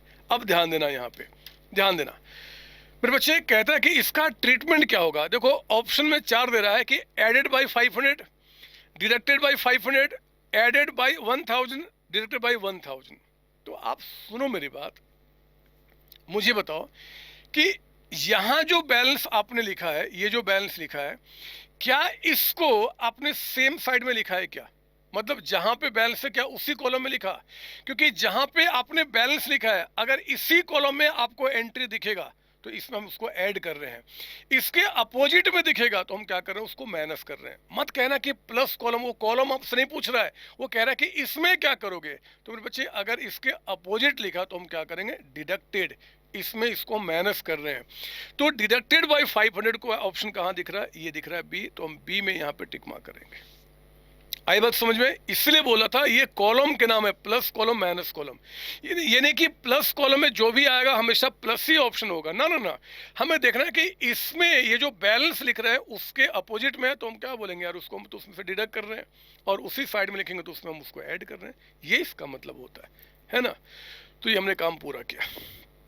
5th क्वेश्चन देख लो आप यहाँ पे, bank has directly paid 1250 for rent as per standing instruction, if BRS starting will be passbook overdraft. मतलब कि अगर हम BRS यहाँ पे बना रहे हैं और इस BRS में मेरे बच्चे ये प्लस कॉलम, ये माइनस कॉलम, माइनस कॉलम, ये कहता है कि आपका पासबुक ओवरड्राफ्ट है, यानी कि ये ओवरड्राफ्ट कहता है, ओवरड्राफ्ट एज पर पासबुक। तो अगर पासबुक यानी कि नो डाउट कि वो यहाँ लिखा हुआ है, यहाँ पे है ना, ओवरड्राफ्ट, सॉरी पासबुक नहीं, अगर ओवरड्राफ्ट है यानी कि माइनस में लिखा हुआ है। तो बताओ अगर हमने, कहता है कि चेक 500 रुपये का हमने बैंक में जमा किया, cash book passbook, not recorded in the cash, क्या पढ़ रहा हूँ बदमाश, ये था ना, पासबुक ओवरड्राफ्ट, ठीक है, ओवरड्राफ्ट पासबुक यहाँ लिख दिया। कहता है कि बैंक ने अगर आपका 1250 पे कर दिया है डायरेक्टली तो मेरे बच्चे पासबुक क्या हो चुका है, डाउन 1250, और ये हमें एंट्री नहीं है। हम किससे बढ़ रहे हैं, पासबुक से। चेंज जो भी करेंगे पासबुक में इसके बराबर आने के लिए तो हमें क्या करना होगा, ऊपर आना होगा, ऊपर यानी कि ऐड कॉलम में कितना, 1250 आपका। अब मुझे बताओ कि इसमें इसको क्या कर रहे हो, डिडक्ट कर रहे हैं, कितने से, 1250 से। तो 1250 विल बी एडेड, ना ना ना, 1250 will be deducted from the, जब भी उसके अपोजिट कॉलम लिखेंगे तो फिर क्या हम डिडक्ट कर रहे हैं, ये इसका मतलब होता है बच्चे। आप मेरी बातें समझ रहे हो ना, मैंने बहुत बड़े चैप्टर को बहुत कम टाइम में आपको साथ रिवीजन करा रहा हूँ, मुझे विश्वास है कि आपको सारी बातें समझ में आ रही हैं। तो आप इसको पूरा का पूरा आपने समझ लिया होगा। एक क्वेश्चन इसलिए छोड़ा अभी क्योंकि मुझे अभी आपको एडजस्टेड कैश बुक के बारे में समझाना है, उसके बाद फिर मैं इसको यहाँ पे बताऊँगा। बच्चों अभी मैं थोड़ा सा ब्रेक लिया और मैंने सोचा कि अभी इसके आगे कंटिन्यू करूँ, तो मैंने पता क्या देखा, मैंने देखा कि ये वाला पॉइंट तो मैंने अभी आपको सॉल्व ही नहीं कराया, यानी कि ये जो आपका क्वेश्चन मैं करा रहा था इसके अंदर में पॉइंट नंबर एच तो मैंने सॉल्व ही नहीं कराया कि ये पॉइंट क्या है, और मैंने सारा कुछ मिटा भी दिया यहाँ पे, है ना, क्योंकि ये रिवीजन क्लास में फटाफट के चक्कर में मैंने बदमाशी कर दी। But anyway point number H आप गुस्सा हो रहे थे कि सर आपने क्यों नहीं बताया, तो मैं आपको यहाँ पे अलग से बता देता हूँ। ये देखिए पॉइंट नंबर एच को समझने के लिए ये हमारा प्लस कॉलम है और ये हमारा माइनस कॉलम है ना, प्लस माइनस। यहाँ पे आपको क्वेश्चन में बैलेंस दिया हुआ था एज पर पासबुक, तो आप गुस्सा नहीं होना, इस पॉइंट को आप यहाँ पे इनकॉर्पोरेट कर लेना। ऐसे तो सब कुछ आपने पढ़ा ही हुआ है, मैं रिवीजन करा रहा हूँ। जो भी बैलेंस है ना तो वो आपका यहाँ पे लिखा हुआ है, बैलेंस एज पर आपका पासबुक, ठीक है ना। अब देखो यहाँ पे मैं आता हूँ आपके इस पॉइंट के अंदर में, पॉइंट नंबर एच कहता है कि debit of 11 lakhs appeared in the bank statement for an unpaid check which had been entered which has been returned marked out of date. The check had been redated by the customer and paid into bank again on 5th July. ये आपके institute के study material से question निकाला है, उसमें एक point था तो मैं आपको ये पॉइंट रख लिया था मैंने आपके लिए, आप बहुत स्पेशल है। तो सुने इसका मतलब क्या होता है। पता है ये हमारा कैश बुक है, ये हमारा पासबुक है। पॉइंट नंबर एच को आप उससे भी इनकॉर्पोरेट कर लेना, मैं यहाँ दिखा रहा हूँ। कहता कि debit of 11 lakhs appeared in bank statement for an unpaid cheque which had been return marked out of date. Cheque had been redated by the customer and paid into bank again on 5 July. देखो इसका मतलब क्या होता है मेरे बच्चे, पहली बार जब ये चेक हमने बैंक में जमा किया था ना, जब हमने चेक जमा किया था तो कैश बुक अप कर दिया था. कितने से जी? 11 लाख रुपए से. हमने बैंक में जब पेड किया था, मतलब बैंक में जब चेक जमा किया था तो कैश बुक 11 लाख से अप हो गया था. देखो अगर आपने अपने मम्मी पापा का बैंक स्टेटमेंट देखा होगा ना, या फिर अगर उनके पास जो मैसेजेज आते हैं अगर आपने उसको कभी देखा होगा बैंक से, तो नई जो टेक्नोलॉजी आई है बच्चे उसके बारे में थोड़ा सा आपको पता होगा जिस पे ये बेस्ड है. पता क्या होता है आज के टाइम पे, जब हम कोई चेक बैंक में जमा करते हैं तो जैसे ही चेक बैंक में जमा करोगे ना तो बैंक के पास से एक इंटीमेशन आता है कि मैंने आपके चेक को अपने पास क्रेडिट कर लिया है. चेक को क्रेडिट किया, पैसा नहीं. आपने चेक दिया जी, हाँ जी हमने क्रेडिट कर लिया, सब्जेक्ट टू रिलेशन, मतलब कि वो पैसा आ जाएगा तो हम आपके अकाउंट में जमा कर लेंगे. अब उस मैसेज के बाद क्या होता है बच्चे कि चेक का पैसा बैंक कलेक्ट करने जाता है, बट वो दिखा क्या कि चेक में कुछ गलतियां थी, आपने गलत डेट डाल दिया था, आउट ऑफ डेट मतलब गलत डेट डाल दिया था, या कुछ मिस्टेक्स साइन में कुछ भी आपका. तो बैंक क्या करता है, एक दोबारा मैसेज भेजता है कि देखो जी हमने आपका चेक को डेबिट कर लिया, मतलब वो पैसा आपके अकाउंट में नहीं गया.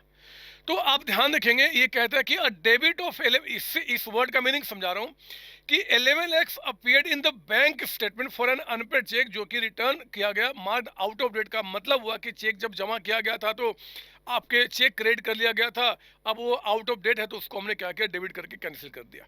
मतलब वो आपके अकाउंट में पैसा नहीं गया मेरे बच्चे, इसका मतलब वो बैंक ने चेक वापस कर दिया. तो आपको 30 जून तक क्या दिख रहा है कि हमने जब चेक बैंक में जमा किया तो कैश बुक तो हो चुका होगा, बट पासबुक में कोई एंट्री हुआ नहीं क्योंकि चेक जितना क्रेडिट किया था बैंक डेबिट कर चुका उसके पहले, मतलब पासबुक आपका वहीं पे है. ठीक है ना. फिर वो चेक आपका दोबारा जमा किया गया सही करके 5 जुलाई. तो 5 जुलाई तो 30 जून के बाद हो गया ना, हम उसके बारे में क्यों सोचे.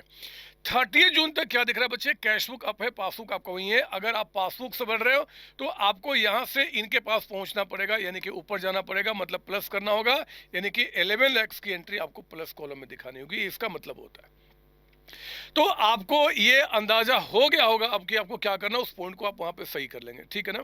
अब आ जाता हूं उसके बाद जहां पे मैंने अभी लेक्चर्स को एंड किया, मतलब कि जहां पे लेक्चर्स हमारा कंटिन्यू हो रहा था. ये तो हो गया बच्चे बीआरएस की सारी बातें. अब देखो जैसे कि हमने यहाँ पे अपने लिखा हुआ है कि methods of preparation of bank reconciliation statement दो तरीके का होता है. Without preparing adjusted cash book. Without preparing का मतलब जो हमने किया वो विदाउट प्रिपेयरिंग ही था, और एक होता है after preparing adjusted cash book. Now I जरा हम रिवीजन कर लें कि after preparing adjusted cash book का मतलब क्या होता है मेरे बच्चे. यहाँ पे क्या होगा, इसका मतलब होता है, मैं आपको बहुत ध्यान से रिवाइज कराऊंगा, मतलब बहुत मस्त तरीके से रिवीजन कराऊंगा, इसके बारे में सुनेंगे आप. पहले तो एग्जाम में अगर कहता है कि एडजस्टेड कैश बुक बनाना है कि नहीं बनाना, अगर इसके बारे में नहीं बोलता तो अभी जो हमने सॉल्यूशन किया ना उसी के मुताबिक एग्जाम में सॉल्व करके आएंगे. यानी कि अगर वो कहेगा prepare adjusted cash book and BRS, तब इस तरीके को फॉलो करेंगे, अदरवाइज जो हमने किया वही काम करेंगे, सिर्फ बीआरएस बना के आप पाएंगे ना. अब एडजस्टेड कैश बुक का मतलब बताता हूँ, सुनिए मेरी बात. देखो ये सीओसी कंपनी का ये एक अकाउंटेंट है, एक अकाउंटेंट. ठीक है ना. इस अकाउंटेंट ने क्या किया है जी, एक कैश बुक बनाया है बच्चे. कैश बुक के कौन से कॉलम की बात कर रहे हैं, बैंक कॉलम की बात कर रहे हैं. और आज क्या करेगा, 30 जून को, 30 जून को, मतलब क्वेश्चन के मुताबिक इसने क्या किया, बैंक से क्या मंगाया, पासबुक मंगाया, पासबुक मंगाया, पासबुक मंगाया. और फिर 30 जून को दोनों अपने पास रखेगा और देखेगा कि कौन सी ऐसी एंट्री है जो, अगर मान लो ये पासबुक, हमें पासबुक में जितनी सारी एंट्री है, अगर उसमें से कौन सी ऐसी एंट्री है जो कैश बुक में भी होनी चाहिए थी. मतलब ये मेरा कैश बुक है, ये मेरा पासबुक है आज के दिन. अब मैं पासबुक देख रहा हूँ कि यार ये एंट्री यहाँ पे है, मतलब ये हमें भी एंट्री करनी चाहिए. तो मेरे बच्चे अगर आपने कोई एंट्री कैश बुक में नहीं किया है और आपको करना चाहिए तो आप क्या करो, उस एंट्री को यहाँ पे कर लो. जैसे बैंक ने कुछ चार्जेस काटे हैं जी, आपको नहीं पता था, आपने एंट्री नहीं किया, लेकिन जब दोनों एक साथ रखा और एंट्री यहाँ दिखा तो वो एंट्री को क्या करो, आप यहाँ पे कर लो. या फिर कैश बुक में कोई गलती आपने किया है, कोई मिस्टेक किया है, तो आप उसको क्या करो, अपने कैश बुक पर सुधार लो. तो ये मतलब पहले हमें क्या करना होता है कि अपने कैश बुक को हम एडजस्ट करते हैं, यानी कि हमें बनाना होता है एडजस्टेड कैश बुक। और एडजस्टेड कैश बुक बनाने के बाद फिर हम क्या करते हैं जी, बनाते हैं बीआरएस। सर फिर बीआरएस में क्या आएगा, वो चीज़ जो बैंक के पार्ट पे अगर कोई एंट्री नहीं हुआ है या फिर बैंक ने कोई गलती किया है तो वो आपका बीआरएस के अंदर में जाएगा।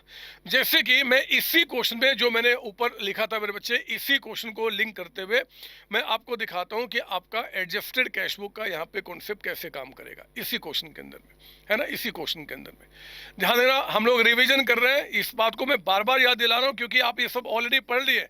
हम लोगों ने अपनी पेड क्लासेज के अंदर में क्या मस्त तरीके से इसके कई सारे क्वेश्चन किए एडजस्टेड कैश बुक के बारे में। तो ये जो आपका है, अगर मान लो मैं यहाँ पे आपका कहता है कि आप बनाओ एडजस्टेड कैश बुक, यानी कि अगर क्वेश्चन कहता है कि आपको एडजस्टेड कैश बुक बनाना है, कैश बुक बनाना है और फिर आपको बीआरएस बनाना है, फिर बीआरएस आपको बनाना है, तो मेरे बच्चे हम लोग क्या करेंगे, ये आपका वही तरीका प्लस माइनस। सर हम भी करें, करो ना आप यहाँ पे। और पहले आप क्या करो कि कैश बुक को आप यहाँ पे रेडी करो, कैश बुक। इसमें कोई डाउट ना हो कि कैश बुक के कौन से कॉलम की बात कर रहे हैं, बैंक कॉलम की बात कर रहे हैं, है ना। बैंक कॉलम को हम यहाँ पे सही कर रहे हैं, तो हम सिर्फ बैंक कॉलम के साथ चलेंगे। पर बच्चे इसको बनाने के लिए एग्जाम में आपको जो आपका कैश बुक है, मतलब bank balance as per cash book, उसका बैलेंस यहाँ पे होना चाहिए, उसका बैलेंस यहाँ पे होना चाहिए। अगर क्वेश्चन में जैसे यहाँ पे आपको नहीं दिया हुआ था, यहाँ पे आपको नहीं दिया हुआ है ना, यहाँ पे सिर्फ आपको कौन सा बैलेंस दिया है, पासबुक के मुताबिक। ये बनाने के लिए आपको 100% श्योर है कि कैश बुक के मुताबिक आज आपका बैलेंस कितना शो कर रहा है वो यहाँ पे होना चाहिए। एक्चुअली मैंने वो मिटा दिया है जो हमारा था, अदरवाइज मैं उसको यहाँ पर लिख देता कैश बुक के मुताबिक जो बैलेंस था। अब इसके बाद हम चेक करेंगे कौन सी एंट्री यहाँ पे आएगी, कौन सी। याद रखना एक ही पॉइंट, यहाँ पे कौन सी एंट्री आती है जी, जो हमने कैश बुक में या तो हमने एंट्री नहीं किया है या फिर कैश बुक में गलती की, तो उसको हम यहाँ पे सुधारेंगे। जैसे कि ये देखिए आप, अ डिपॉजिट ऑफ 3,29,29 जून को not created by the bank, bank ने इसकी एंट्री नहीं की, हमने तो एंट्री कर ली है, तो क्या होगा जी, वो बीआरएस में जाएगा। बीआरएस में कैसे जाएगा, वैसे ही जैसे हमने किया था, मतलब वो बीआरएस में आपका यहाँ पे हम दिखाएंगे, वो वहां पे नहीं जाएगा। 30 मार्च को company had entered hire purchase agreement by the bank order a sum of इतना। कहता है कि इसकी एंट्री कैश बुक में नहीं हुआ, तो कैश बुक में कर लो। आपने इंस्टॉलमेंट पे किया जी, तो आप जो पे करते हो तो हम कहते हैं vendor account debited to bank account, है ना, वेंडर जिसको हमने पे किया, तो आप इसमें क्या करेंगे, बाय वेंडर अकाउंट। मतलब अगर आपने कोई गलती अपने कैश बुक में किया तो उसको सुधार लो। कितने की एंट्री थी आपका, 9 लाख रुपीज का हमने कर लिया यहाँ पे, 9 लाख रुपए। फिर क्या था, कस्टमर जो कि रिसीव किया था कैश डिस्काउंट 4% का, मतलब जो एंट्री था मेरे बच्चे कैश बुक में होना क्या चाहिए था जी, बैंक अकाउंट डेबिटेड 3,84,000, यही था ना आपका। फिर आपको एंट्री करना चाहिए था discount account debited 16,000 rupees, 16,000 and 2 आपने पेमेंट रिसीव किया था कस्टमर से, यानी कि to debtor account, to debtor account कितना, 4 लाख। ये एंट्री होना चाहिए था। आपने पूरा का पूरा पैसा बैंक में डाल दिया, तो आपने एंट्री क्या कर दिया है, bank account debited and to debtor account, कितना जी, 4 लाख, 4 लाख, यही एंट्री कर दिया ना जो कर दिया था आपने। तो अब हम इसको क्या करेंगे, अपने कैश बुक में सही करेंगे। बैंक जो 4 लाख से बढ़ा दिया था उसको कम कर देंगे जी, टू बैंक कितने से ज्यादा बढ़ा दिया था, 16,000, तो 16,000 रुपए आपने क्या क्या कम कर दिया। और आपने क्या कर देना है, डिस्काउंट को डेबिट कर देना है, डिस्काउंट कितना, 16,000 का अमाउंट। तो डिस्काउंट टू बैंक, यानी कि हम अपने बैंक में क्या कर देंगे जी, यहाँ पे bye discount account, bye discount account कितना, 16,000।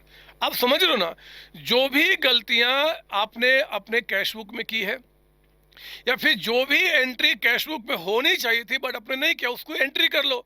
और बैंक के पार्ट में जो गलतियां हुई हैं, बैंक ने कोई एंट्री अगर नहीं किया बिकॉज ऑफ टाइमिंग डिफरेंस, तो सब क्या, वो बीआरएस का पार्ट बनेगा, ठीक है ना। तो ये आपका हो गया। फिर आपका कहता है जी कि बैंक चार्जेज, यहाँ पे 3,000 आपने कैश बुक में एंट्री नहीं किया, कर लो यहाँ पे बाय बैंक चार्जेज। अरे एंट्री कर लूंगा, अब तो आज पता चला ना कि ऐसा हमारे अकाउंट से कुछ पैसा कटा है, तो हम क्या करेंगे, जो उसकी एंट्री कर लेंगे। कितना अमाउंट हो गया आपका, 3,000, ठीक है ना। उसके बाद आपका कहता है कि 28 को customer of the company directly deposit the amount into the bank, लेकिन उसकी एंट्री कैश बुक में नहीं, कर लो। अगर एंट्री हमें पता हो तो हम करते ना, कस्टमर ने पे किया, यानी कि टू डेटर्स अकाउंट या टू कस्टमर अकाउंट, कुछ भी लिख सकते हो यहाँ पे। आपका कितना अमाउंट जी, 4 लाख रुपये, तो हम एंट्री कर लेंगे। ये तो सिंपल है। 11(2) paid into bank, enter twice in the cash book, 2 bar cash book में एंट्री कर लिया। तो जो पैसा बैंक में जमा किया गया था, मतलब इसके डेबिट में 2 बार आपने एंट्री कर दिया है। तो हम एक बार एंट्री कैंसिल कर देंगे, यानी कि आपने क्या बोल देंगे, बाई कैश, बाई कैश 11,200। जब हमने चेक बैंक में जमा किया होगा तो एंट्री क्या होगा, cash account debited to bank account, ये एंट्री 11,200 से। ये 2 बार एंट्री हो गया, तो हमने 2 बार अगर एंट्री हो गया तो हम क्या, सॉरी 11 टू बैंक में जमा किया था, bank to cash, bank account debited to cash account, ये आपने एंट्री 2 बार डेबिट में कर दिया है, तो हम क्या एक एंट्री कैंसिल कर देंगे, यानी कि यहाँ टू कैश 2 बार हो गया तो एक बार बाई कैश कर देंगे, खत्म हो गई बात। हाँ, गलती हम सुधार रहे हैं। फिर कहता है आपका आउटगोइंग चेक 40,000 का recorded twice in debit of the cash book. जब आउटगोइंग चेक होता है मेरे बच्चे 40,000 का, जब हम किसी को पे करते हैं तो उसकी एंट्री क्रेडिट में होता है, और हमने डेबिट में कर दिया वो भी 2 बार। तो हम यहाँ पे क्या करेंगे जी, किसी को चेक दिया था, मान लो क्रेडिटर्स को दिया था, बाई क्रेडिटर्स या बाई सप्लायर्स, कुछ भी लिख सकते हैं, है ना। और कितने से एंट्री हो जाएगी, 120 से, 120 से। क्यों, क्योंकि 40 से 1,20,000, सॉरी 1,20,000 रुपये, क्योंकि 40 से क्रेडिट में होना चाहिए था और 80 आपने डेबिट में कर दिया है। तो डेबिट से 80 हटाने के लिए, 40 लाने के लिए बाई क्रेडिटर्स 120, ये एंट्री करना चाहिए। रेक्टिफाइंग एंट्री है, रेक्टिफिकेशन में आपने पढ़ा है, आपने मैंने अच्छी तरीके से आपको पढ़ाया हुआ है, वही काम कर रहे हैं। A debit of 11 lakhs appeared in the bank statement for an unpaid cheque which had been return marked out of date. एक चेक हमने बैंक में जमा किया था जी 11 लाख रुपीज का। तो मेरे बच्चे, जब चेक हमने जमा किया होगा तो हमने क्या किया होगा, बैंक अकाउंट को बढ़ा दिया होगा एंड टू कैश अकाउंट, यही तो किया होगा, बैंक टू कैश। मतलब जब चेक हमने रिसीव किया तो उस समय मान लो कैश डेबिट किया था, तो अब जब चेक जमा कर दिया तो आपका टू कैश और आपका बैंक। अगर आपने जब चेक रिसीव किया तो उस समय अगर चेक इन हैंड लिखा होगा तो bank account debited to cheque in hand, जो भी आपने किया होगा, हम अभी उस पर नहीं जा रहे, अभी मैंने हम आपको एडजस्टेड कैश बुक का मतलब समझा रहे हैं। तो अगर कोई चेक आपने जमा किया था बट वो डिसऑनर्ड हो चुका है, तो मेरे बच्चे डिसऑनर्ड की एंट्री 30 जून तक होनी चाहिए थी ना, आपने नहीं किया तो कर लो ना। अगर हम करेंगे तो क्या हो जाएगा आपका, बाय, और आपने क्या बोल देना, बाई कैश, आपका बाई कैश। तो बाई कैश कितने का अमाउंट है आपका, 11 लाख रुपए का। आप इसको बाई कैश भी कह सकते हो, या फिर जिस दिन चेक जमा किया अगर उसी दिन बैंक में जमा कर दिया तो आपने एंट्री क्या होगा, cash account debited to debtor account, मतलब जिससे चेक रिसीव किया था, तो हम क्या कर देंगे, बाई डेटर अकाउंट। कुछ भी करो आप, लेकिन आपको यहाँ पे अपने कैश बुक को पहले सही करना होगा, 30 जून तक के कैश बुक को। उसके बाद क्या, हमें कोई मतलब नहीं, हम तो 30 जून तक की बात कर रहे हैं। कहता है कि payment side of the cash book आपका ओवरकास्ट है, तो अगर पेमेंट साइड 20,000 ज्यादा है तो इस साइड कर दो आप, रिसिट साइड लिख दो उसको, ताकि 20 ज्यादा 20 इधर आपका कैंसिल हो जाएगा, और हम बोल देंगे टू एरर रेक्टिफाइड। जो गलती हुआ है हमने क्या किया, उसको सुधार दिया जी यहाँ पे आपका, है ना। ब्रैकेट में चाहे तो लिख सकते हो कि being payment over side overcast. फिर कहता है कि one deposit 1.5 lakh rupaye was entered in the cash book as if there is no bank column. अगर 1.5 लाख का कोई चेक हमने कैश बुक में एंट्री कर दिया, जैसे कि कोई बैंक कॉलम है ही नहीं, मतलब चेक की एंट्री कहाँ कर दिया, कैश कॉलम में, तो कैश कॉलम से हटा के बैंक कॉलम में लेकर आएंगे। बैंक में क्या बोल देंगे, फिर बैंक को बढ़ा दो, कैश को कम कर दो, टू कैश अकाउंट, है ना। हम अपने जो कैश बुक है उसको हम क्या कर रहे हैं, एडजस्ट कर रहे हैं, आपका 1.5 लाख रुपए का अमाउंट आपका। ये सारी बातें हमने क्लास में आपको बहुत अच्छी तरीके से समझाई है ना बच्चे। फिर कहता है आउट ऑफ टोटल चेक इतना drawn in the last week of ये cheque amounting to 8,000 rupaye in cash. ये तो हमने तो सही किया ना, जब भी चेक हम किसी को इशू करते हैं हम एंट्री कर लेते हैं, हमने ठीक किया जी। बैंक के पास अभी उसकी एंट्री नहीं हुई है तो कहाँ चला जाएगा, BRS के अंदर चला जाएगा। तो फिर हम लोग क्या करते हैं, इसके मुताबिक जो भी आपका बाई बैलेंस CD यानी कि सही बैलेंस आएगा वो लिखेंगे, और ये बैलेंस यहाँ पे आता है बैलेंस एज पर आपका एडजस्टेड कैश बुक, और फिर उसको यहाँ पर लिख के फिर हम क्या करते हैं, अब आगे बढ़ते हैं, है ना, BRS को बनाते हैं। यही तो काम हमने सीखा हुआ है। तो ये पूरा का पूरा एक तरीके से हमने आपको रिवाइज कराया BRS के बारे में। हाँ, आपको मैंने 2 तरीके के और भी क्वेश्चंस कराए हुए हैं कि अगर एक कैश बुक और एक पासबुक आपको दे दे तो हम कैसे रिकॉन्साइल करेंगे, कौन सी एंट्री आपका कैश बुक में हुआ है, कौन सी एंट्री उस महीने के पासबुक में हुआ है, उसको चेक करेंगे, है तो ठीक, नहीं तो फिर हम BRS में डालते हैं। ये सारी बातें आप ऑलरेडी जानते हैं, मोटा मोटी यही बातें होती है बच्चे BRS के अंदर में। ये लास्ट क्वेश्चन जो मैंने छोड़ा था ना, एक बार वो भी देख लीजिए। यहाँ पे एक लास्ट क्वेश्चन जो मैंने छोड़ा था यहाँ पे कहता है कि which of these items are taken into consideration for preparation of adjusted cash book. Adjusted cash book को बनाते समय कौन सा चीज लेते हैं जी? Mistake in cash book. Good, यही तो हुआ। जो कैश बुक में मिस्टेक है वो हम क्या करेंगे? एडजस्टेड कैश बुक में डालेंगे। आपका मिस्टेक इज पासबुक ना, check issued but not presented for payment. अरे जब चेक इशू किया तो कैश बुक में एंट्री है, बैंक ने एंट्री अभी नहीं किया, तो वो तो बीआरएस का पार्ट होता है, ये भी क्या बीआरएस का पार्ट, तो मतलब यहाँ पे टिक मार्क कर लेंगे, खत्म होगी बात आपका। ये हमारा रिवीजन हुआ मेरे बच्चे। कौन से चैप्टर का आपका यहाँ पे जी? तो बीआरएस का, बैंक रिकॉन्सिलिएशन स्टेटमेंट आपका। हेलो बच्चों, कैसे हैं आप? मैं CA संतोष कुमार। मैंने और मेरी टीम ने डिसाइड किया कि जो क्वालिटी एजुकेशन मैं और मेरी टीम एक पर्टिकुलर एरिया में प्रोवाइड कर रहे हैं उसको पूरे देश में क्यों न फैलाया जाए at the reasonable cost under the brand name of COC education private limited. मेरे बच्चों, इस सक्सेस को हमने पाया, कॉमर्स के स्टूडेंट्स किसी भी कोर्स के हो वो पूरे ऑल ओवर इंडिया में बैठ के हमारे कोर्सेज से बेनिफिट ले रहे हैं या ले चुके हैं। हमें जो दूसरों से अलग करता है वो है हमारा डेली डाउट सेशन। हमारा जो एकेडमिक इंस्ट्रक्टर टीम है आपके कॉन्टिन्यूस आपके ग्रोथ पे वो नजर बनाए रखता है और आपको कॉन्टिन्यूस बेसिस पे मोटिवेट करना आपको स्टडी के लिए। मेरे बच्चों, कुछ रिव्यूज पूरे ऑल ओवर इंडिया से आए हैं, मैं चाहता हूं कि वो आपसे शेयर करूं।